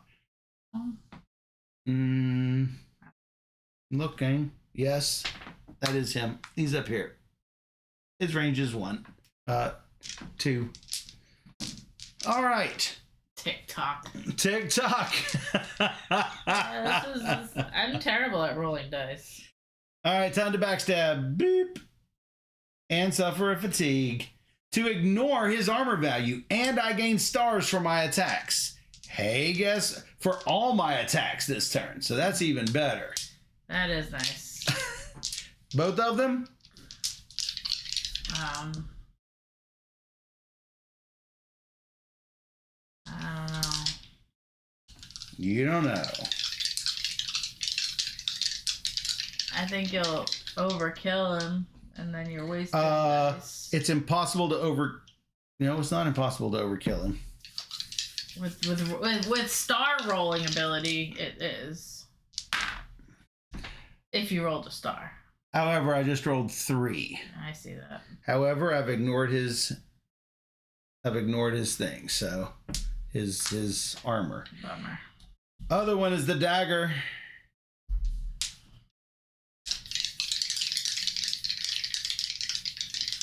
Doing it again. Rerolling stars. Gain 2, which is good. 1, 2, 3, 6. Barely enough. 1 over enough. Roll me some treasure. How about a treasure card? How about a smoke bomb? All enemies in target tile skip their next activation. Well, I could do that to the hurler and he wouldn't activate. However, he's now down to a 2. I think he's fine. I think he's fine. I think he's fine. For now. Well, he's going to attack you, but Oh. I think he'll be fine. I mean, it's 2 2s. Yeah, I think it's fine. And I just got 2 armor. Yep. Actually, I was 1 over. I could use that as an armor instead. Yeah. Not as a sword point. Yeah. So I have 3 armor. All right, here's this quick shot. Bloop. Ceres is done. I get 1 die, unfortunately. If you want more, you'd use a cube. Oh. I did not realize Ceres regains 1 extra at the start of the action phase. Yeah. Oh, I thought you had that one for. Oh, she has 1 too. Yes. Oh, I guess James must have had that the other night. That looks like 1. So I lose 1. And then for this second one, I'll probably roll a couple dice. You're going to use the thing? Yep, I am. That's why I'm rolling a couple dice. 1. Worth it. He is now activated, so that's it. Dagger doesn't count armor. Dagger doesn't count armor. Dagger doesn't count armor what? Oh, only count swords. So yeah, you weren't supposed to I did not have it, so I'm only rolling 1 die for that other one. So it's nothing but a luck. Because of the adventurer's cloak, so I have lost another. Yeah. Ratcon! You are correct because only count swords. Yeah. All right, that's Ceres and or Curler. I'm gonna move 4 spaces. Whoa! That's a double shot of fatigue. Well, the reason is because I can heal 2 of it at the end of the turn. Sure. So whatever. And he's gonna... Wizard hasn't gone. Wizard has not gone. He's gonna go get the treasure. Okay, there is an Orcurler there, which... I'm not going to it. You don't have to. Look, I'm dead. I'm basically dead. Maybe treasure can help me heal. So, can you move me? I'm just worried about next turn. Not worried about it. No, not that treasure. Oh, Not that treasure. I'm going to B. Space B. Okay, again, there are 2 treasures. I know. On the board. Yeah. You have to. Words are important. Well, that's why I said not that treasure. Yeah. Okay, I get it now, but words are important. How about 2 coins? No. You should put that on your wounds.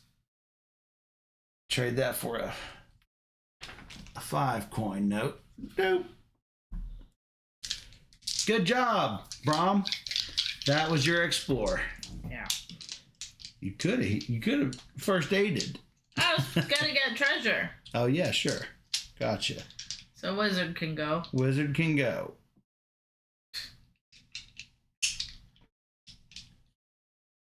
Wizard. I'm gonna shoot him in the face. Yeah. Plus a die. He has no armor. What? I'm gonna provision too. All right, good job. I shoot him in the face. Yep. That's 2. Bloop, bloop.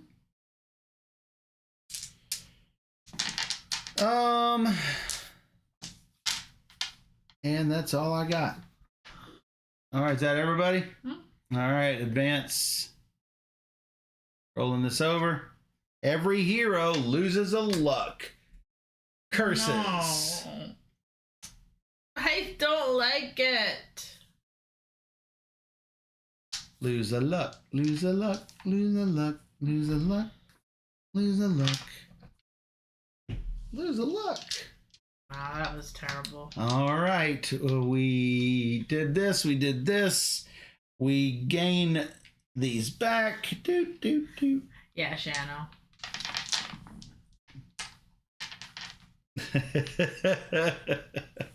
Did you get back these Yes.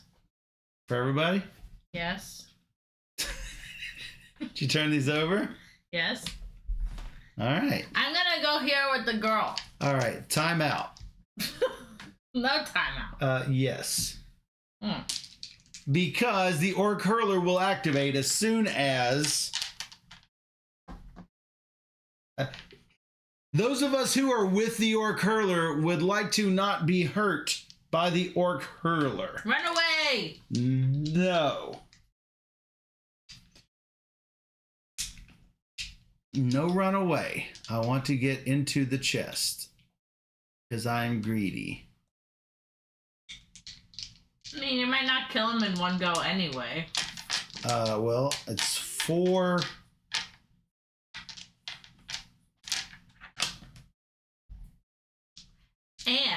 And what? And if we let her find more monsters, those monsters can go before But you don't know that there's monsters There's there. literally 2 guys sitting there. You don't looking know at what's us. going to happen with it, though. I know, but Spoilers. there's no spoilers. It's a picture. It's giving me hints. I see that. But you might sneak past them. You might bash them on the head. Mm. You can't assume that there's anything there to fight. He's literally there. It's as clear as this standee that guy is right there. He's just resting. Beautiful plumage. See, Julie? Steph wants to fight everything. Okay, then come over here and fight this I dude. don't want it. Okay, fight. You do it. I don't wanna. Lorekeeper Eldrin is going to go. For reasons. Reasons. For reasons. And then if I don't get it, I'm going to blast him. Reasons. Reasons. That is a lot. Yep. I accept. That was 4. That looks like 4. Wizard got 2 coins. What a treasure. Excuse me, I'm an arcanist. All right, Orc Hurler is gone. Bloop. Do you want the thief to go now or what? Whatever you want. No, whatever you want. Yeah, I'm going with her. I'm gonna go. Now that I've killed the threat in front of us, Whatever. I know whatever. You better go. I'm gonna go. You Great. go. No, it's your turn. All right, my turn. I'll go. You want to go? You gonna go bash him in the head? Go bash him in the head. Because then problems. No, there's no problem. All right, I go here with the girl. With which girl? Lyra. 1G. Yep. I need to turn the card over, and it says 109. The door opens to reveal a table with two small warty-skinned creatures in leather armor. You sunk my battleship. They are drinking grog and appear quite inebriated. On seeing you both jump and shout loudly, "Ho, whoa!" You approach with a calming gesture. Test 3 charm. 3 charm. She's very charming. She is very charming. You get 3 dice for your 3 charm. I do. And womp womp womp. You got 1 charm. Would you like to re-roll any? That's the hard question. Whoa, you did it. Unbelievable. Success. They start to get back to their drinking until it dawns on them that you are in fact an intruder. That's right. Gain 1 luck. Get back. Draw encounter 110. They both draw weapons and, though drunk, appear to be spoiling for a fight. The ruckus brings down another orc sentinel from the levels above, who opens the locked door from the inside. Place a drunken orc guard on C and 1 on H. Place an orc hurler on H. Unless it's already on the board, then ignore this summon. That's not C. That happens to be G. There you go. And an orc hurler on H, the one that we just killed, sadly. Wah wah. All right. Remove the lock token from 1D. So 116 and 117.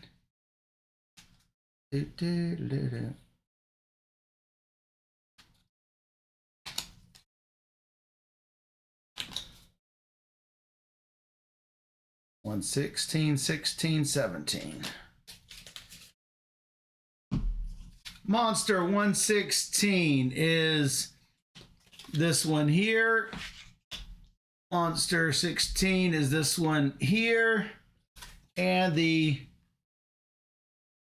that is the orc hurler. I'm going to put him down here. And the other orc guard is this one here. 8 with an armor, 8 with an armor, 6 with no armor. All right. You now get a whole nother attack. Or a whole nother action, rather. So if I move into here, I have to do the token first? Yes. But it's already face up. It's already face up. Would I get to choose if you would not also get to attack? I could if I spent luck. That's correct. Oh, you may not use an attack in the new turn. Oh, so I can't. How about that? Sure, I'll move in and do the token. And flipping up which one? I'm assuming the other one. It's a book. All right, so with the instructions said, take the 4 book tokens out. You didn't do that, did you? Nope. How about you replace that with a bomb? How about this bomb? It says, do a stealth test, and if you miss, 2 wound to range 1. Unfortunately, I doubt it hurts enemies.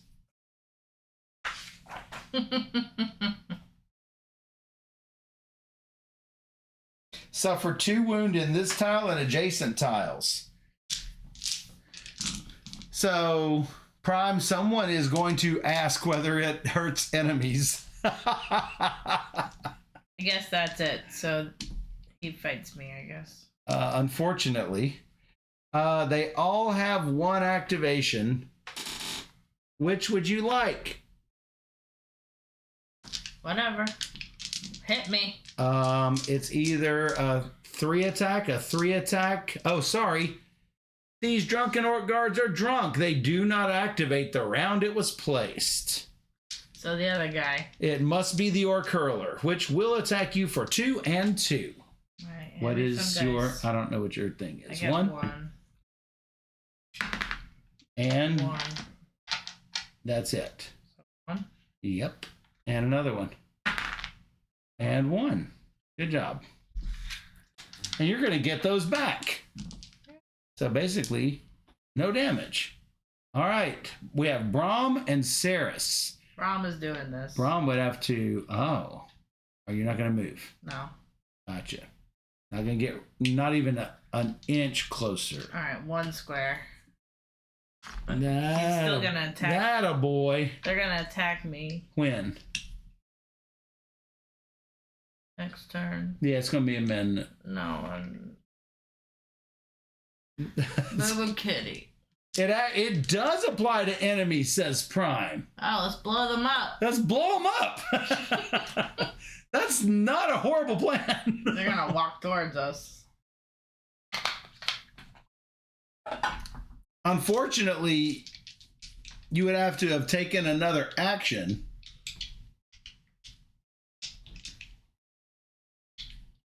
You would have had to have taken another action so that no one else would have been hurt. Because you were here. Mm-hmm. If you had run over here with your next action, then you would have... You could have failed your stealth test, hopefully, and then blown this up, and all of you taken 2 damage. And I assume the armor does not help it, because the armor is only for attacks. That'll be the next question people ask you. Anyway, I'm assuming you're just not doing it. I'm not doing it. All right, so you would be in the blast. No, you're not. It's 1 range, sorry. Oh, and he's 2 away. That's too bad. Well, I can move him with my fancy rock. Well, you didn't. I'm just saying. Next round, if it matters. Well, I'm not moving in there with... I'm going to be too close to him. I'll figure it out. U-turn. U-turn? U-turn. Well, I was going to get that nice treasure, but now it looks like there's other interesting shiny things over here. No, you should go get the treasure. That was the plan. That was the plan, but now you've got... Whoa. We will worry about it next turn. Get the treasure. No, I'm going to go attack these dudes. Because I can ignore their armor value. Unfortunately, I have no more blue dice. Wizard can do it next turn, then. Or maybe my Boo-Boo Kitty Braun will go get it. Your Boo-Boo Kitty.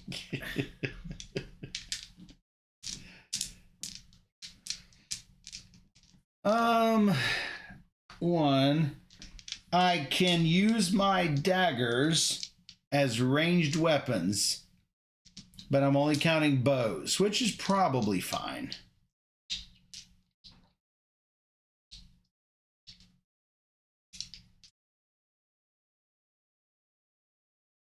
And I'm going to spend luck and a fatigue so that all of my attacks get the star. That looks like a star. 1 whopping damage. I guess I was doing the orc guard on you. You couldn't have no, I couldn't have. It's going to have to be this guy. This orc guard. Yay! And then the other dagger. I could not re-roll and get this back. I don't get the fatigue back, but... Well, that was not great. Nope. Treasure. What treasure? Should have had it. Brahma's gone. Everyone's gone. Everybody's gone. All right, increase blue die.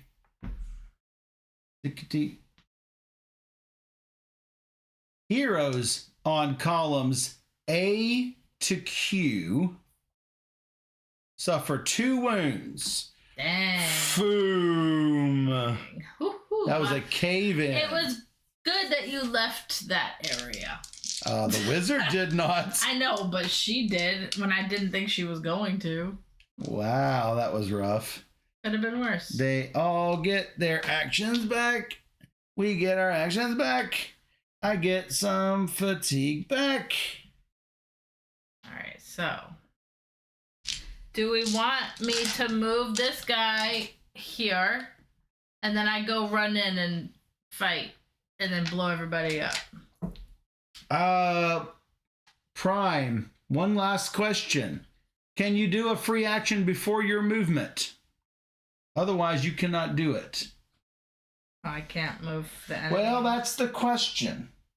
It says during your turn, you may perform any number of free actions. It does say every hero activates once to move and then execute one standard, one hero, and any number of free actions in any order.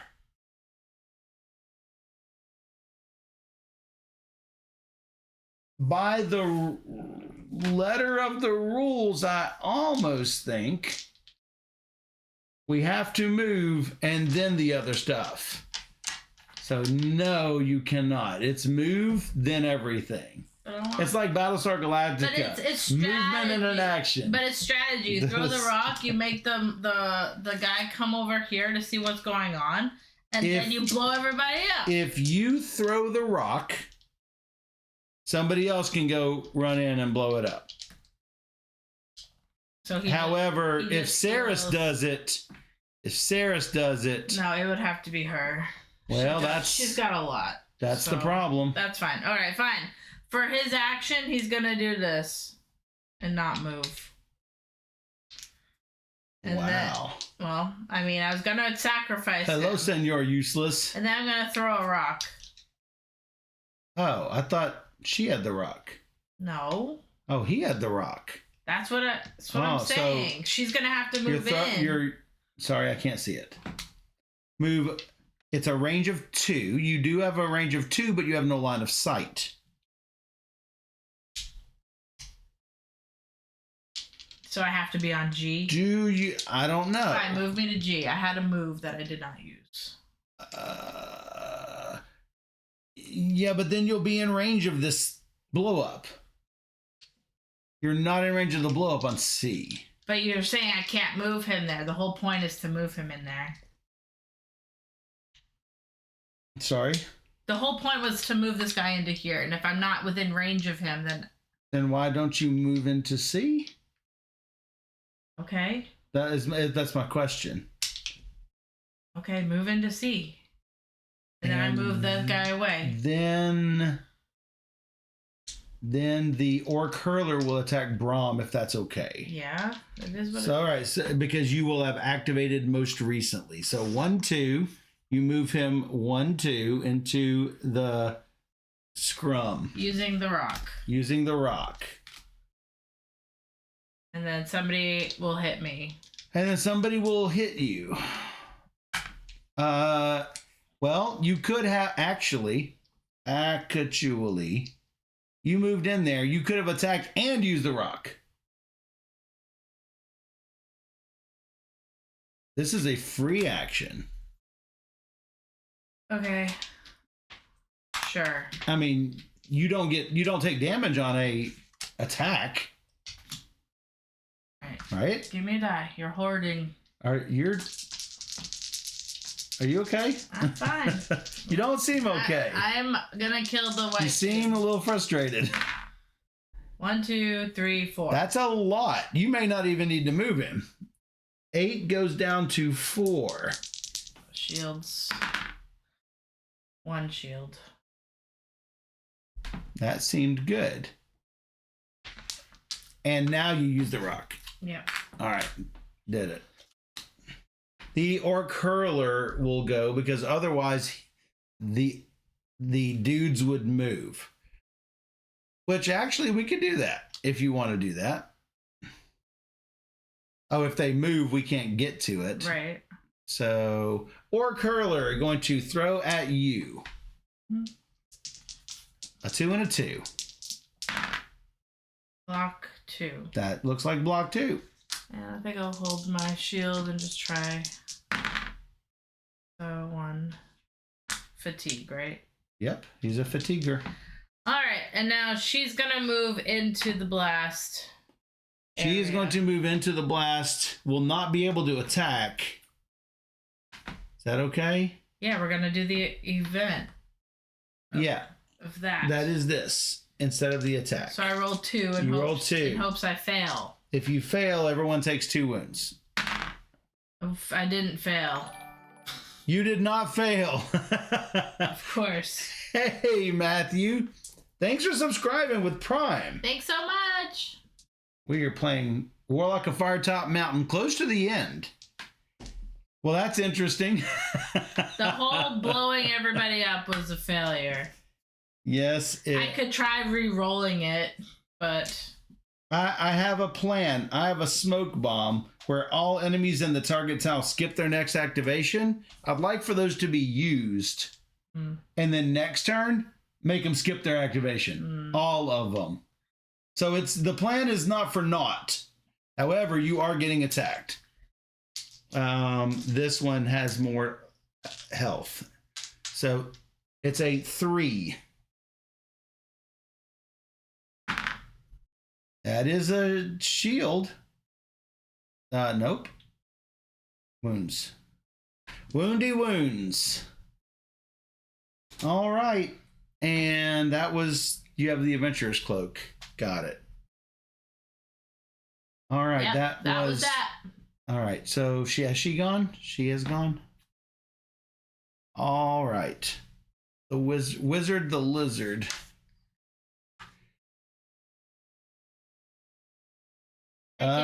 Saris can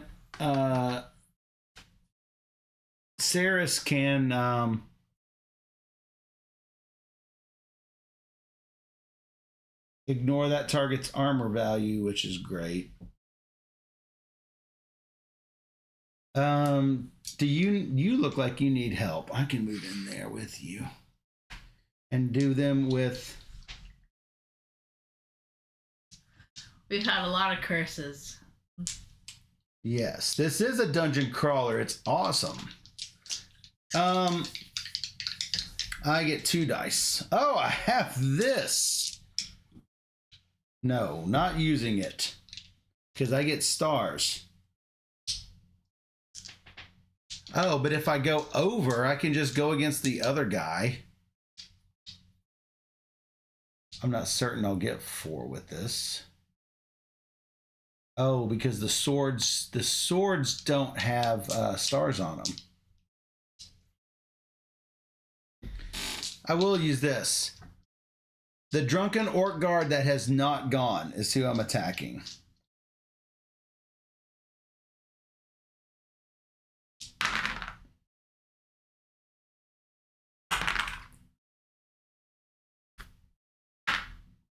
Ah, 3 out of 4. Boo. Well, looks like I'm doing my other attack on him as well. That's plenty enough.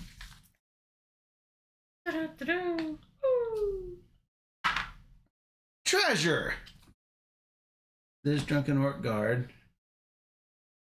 Oh, you got a card. Nice. Yes, I did. Ease cape. Flee 1 combat without consequences. Oh. Escape. Yeah. Escape. No, I heard it when you said it.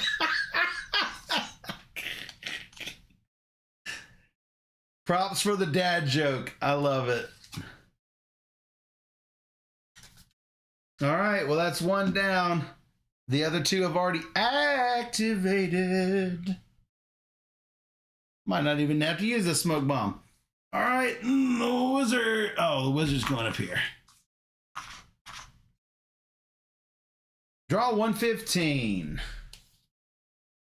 In the corner sits a robust chest with a sturdy lock. Whether it belongs to the orc chieftain remains uncertain, but no key in sight. You'll have to break it open. It's a Force 3 test. This is a wizard. Yes. He doesn't get it. No. I could use... It's a 1 in 6 chance if I use luck. I'm not going to use luck. The lock snaps... No. On your second try, the lock snaps off and you open the lid. A soft click follows and a small dart pierces your stomach, producing a burning sensation. Suffer 2 fatigue and lose a luck. I probably should have done it. Gain items 1 and 4. 1 and 4. Got a silken cap.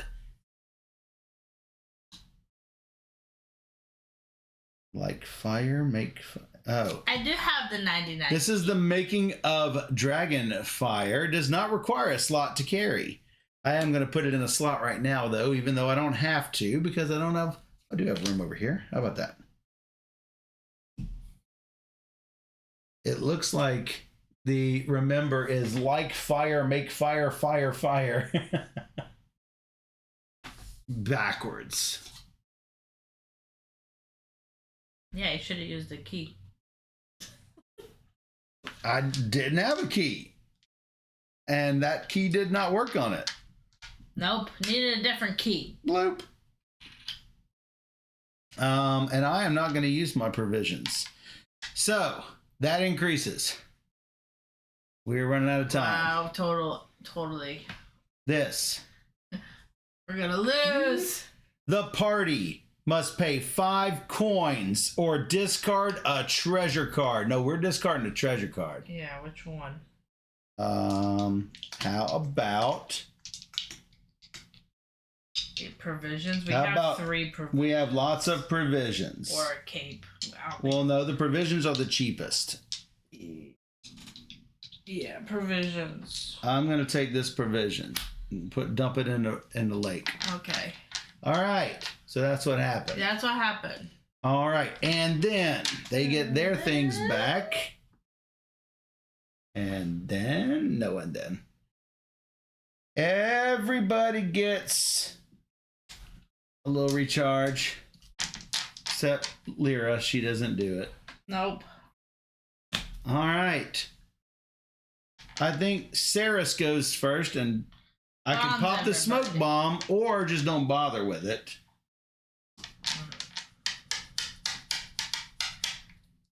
You could.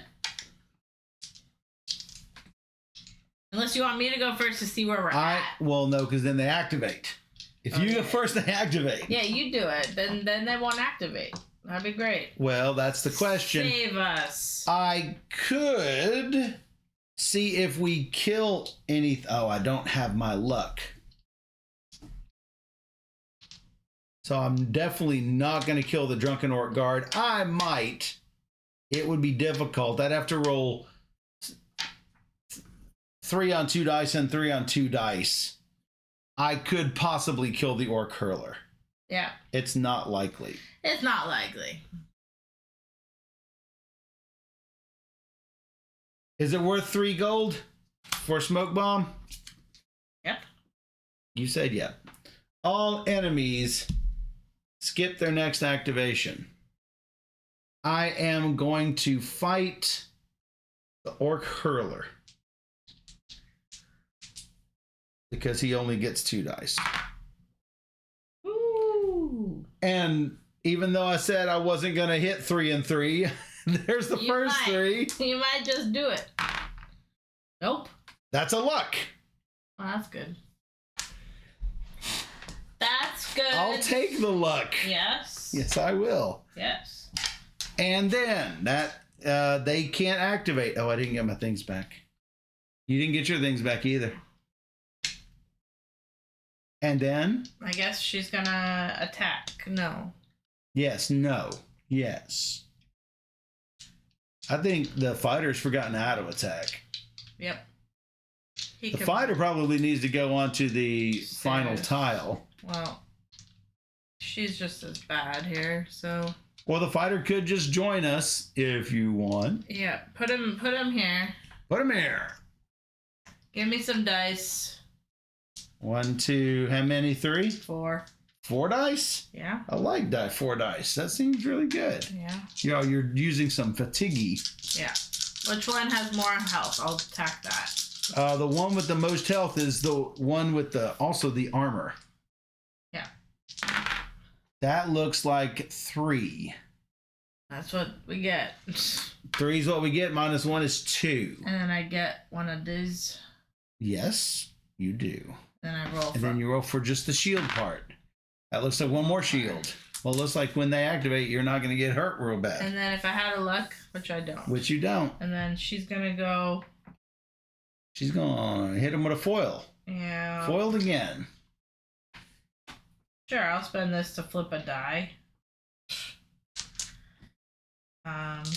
Or potentially flip a die. So let's go and try and kill the guy. Which guy? This guy? No. I don't. That's only 3. Yeah, I think I can do it. No? This is at 6. I mean, the wizard hasn't gone yet, but whatever you want. He can make a 2 ranged attack and ignore armor value. So I'll kill the might as well kill the baby. I'll try. I can flip one of these. That looks like a double. Yeah, let's do that. So he did. That looks like 4. That's 1 attack. Or one. I can use one as a shield. 1, 2, 3. Did he only have 3? Yes. All right. Well, then you can use the 4th one as a shield. Okay. You did it. Yeah. Good job. Roll the treasure. Oh, I got a treasure. Yeah, that was your first one. Oh, look at that. I found some boots. What kind of boots? They made for walking? Yeah. Oh, they're boots of stealth. Stealthy boots. I know someone who might like that. Yep. We'll talk about that later. All right, we have one last drunken orc guard. Wizard's going to come around the corner. He's going to go... Oh, he can't staff from that far away. I'm going to have to spend my luck to... Oh, I can fatigue. That's what I can do. Now I can attack with the staff.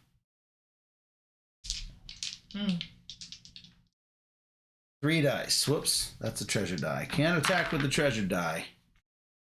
That looks like 2, which is actually 1. Now I'm going to do the blast.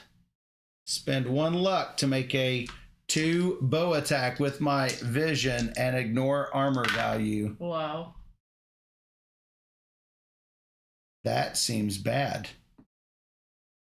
That is really bad. Yeah. Failed. Oof. That was not great. is a fail. Yeah, yep. We're going to get these back. Raise it 1 more time. What do we get for our thing? No. Stop. Back it up. In order. Draw a treasure card. 1 hero may pay 1 luck to take it. There is 1 hero with 1 luck, and she might take it. It's a cap of competence worth 6 coins. Chink! Yep. Gain star for all non-combat rolls. Yes, she is going to take it. Oh, it's so good. It's so good. That is a great. So good. Now we get these back. 1 of these. And already has back. And we're good. All right, the drunken orc guard is going to attack somebody. I think Brahm should go first because Brahm has like 3 armor dice ready to go. All right. No luck, but... Give me 1 more.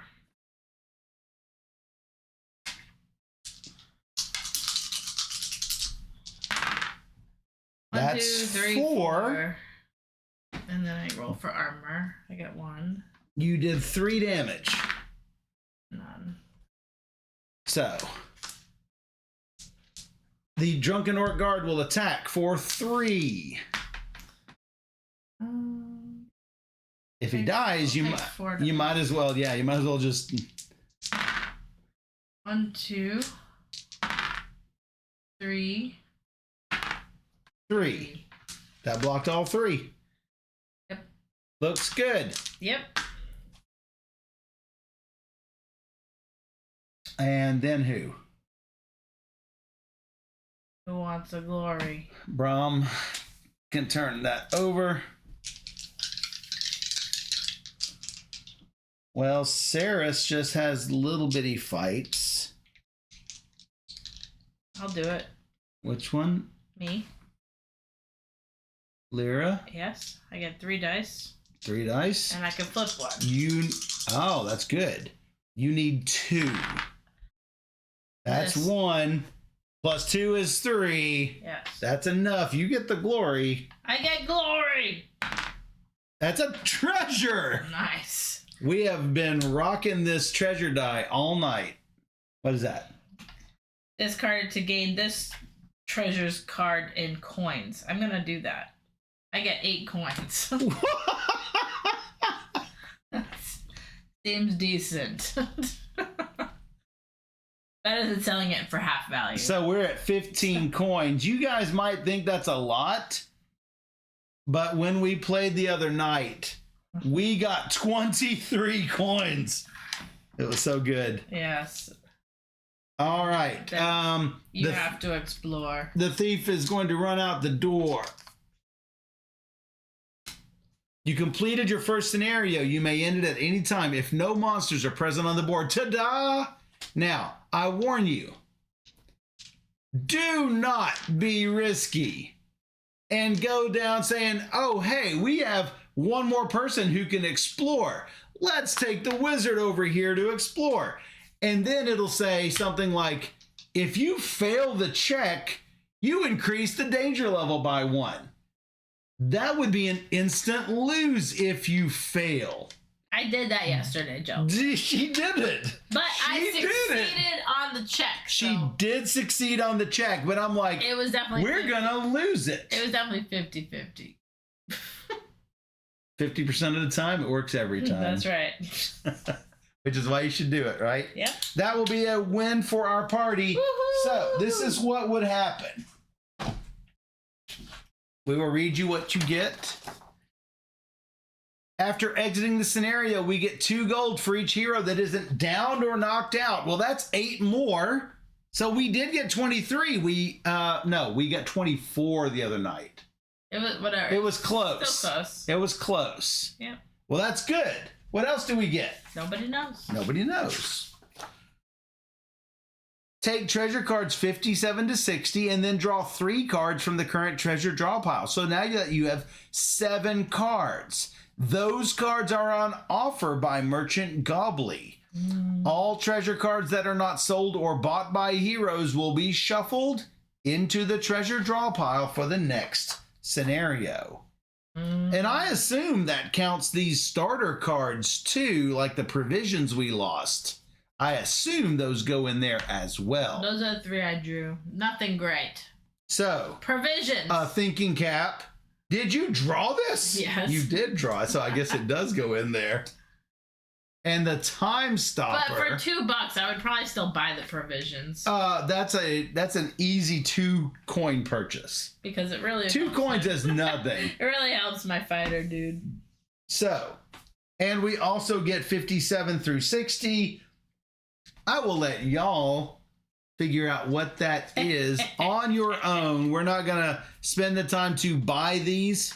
Nope. But that is basically the last thing that happens. If we had failed, we just set up scenario 1 again and do it again. Better. And do better. I wasn't on my deathbed this time, so I feel like I played a little bit better. I was literally 1 thing away from KO. It was rough going for me yesterday. Yeah. But it's good. So it's good that it's a challenge. We have, because you don't want a co-op game to be too easy and that you can just steamroll over it. That said, there are ways to increase the difficulty if you find out that it is too easy for you. That's true. But look, I mean, we went to danger level 10 both times. Both times. And so I think it is well balanced. We have been working with the design team in order to make the rule book text better to explain things for you guys. So hopefully we have helped out with some beneficial tweaks to everything. And yeah, we put some interesting what ifs in their mind. So yeah, thanks to Prime for showing up and helping us with questions that we've had in the chat. And it was like 1 or 2 a.m. over there. So yeah, in Germany. Yeah. So you guys know the deal. When this hits Game Found, certainly worth jumping on and checking out. Fighting Fantasy Quest, the Warlock of Firetop Mountain, far better than the 1986 version. Obviously better than the 1982 version. The actual game, the choose your own adventure type book. Well, yeah, I expect it would be. Yeah, and so like I say, I am hooked on dungeon crawls. I will play the heck out of these scenarios quite happily. And I know you're the same way. You've gotten pulled in to all of the games that we've played with dungeon crawl elements like Fate Forge and Tales of the Red Dragon Inn and Gloomhaven and yeah, I like it because you get to level up your character as you go through the scenarios. That's fun for me. So leveling up is the best. Yeah. Actually, the thing that first got you at Pathfinder, and that got you hooked on improving your character. And this does have that. Yeah. So yeah, I totally love that. And hey, I can't wait to see what sort of scenario progression system they've got. I need to know what the 99 key opens. Well, I mean, at least it's not a piece of cheese, right? That's right. So when it hits Game Found, don't wait or it'll be too late. Jelfia's rule applies. Just go ahead and pledge if you have enjoyed this video. Yeah. You know what else you can do if you enjoyed this video?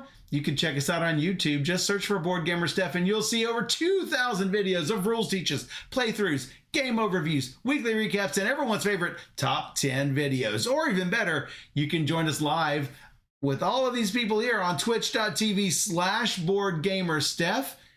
We stream every Wednesday and Sunday night at 5 p.m. Central, and we bring you 3 games or more every single stream. So come join us on Twitch where we bring you all the games. And for those on Twitch, we'll be right back.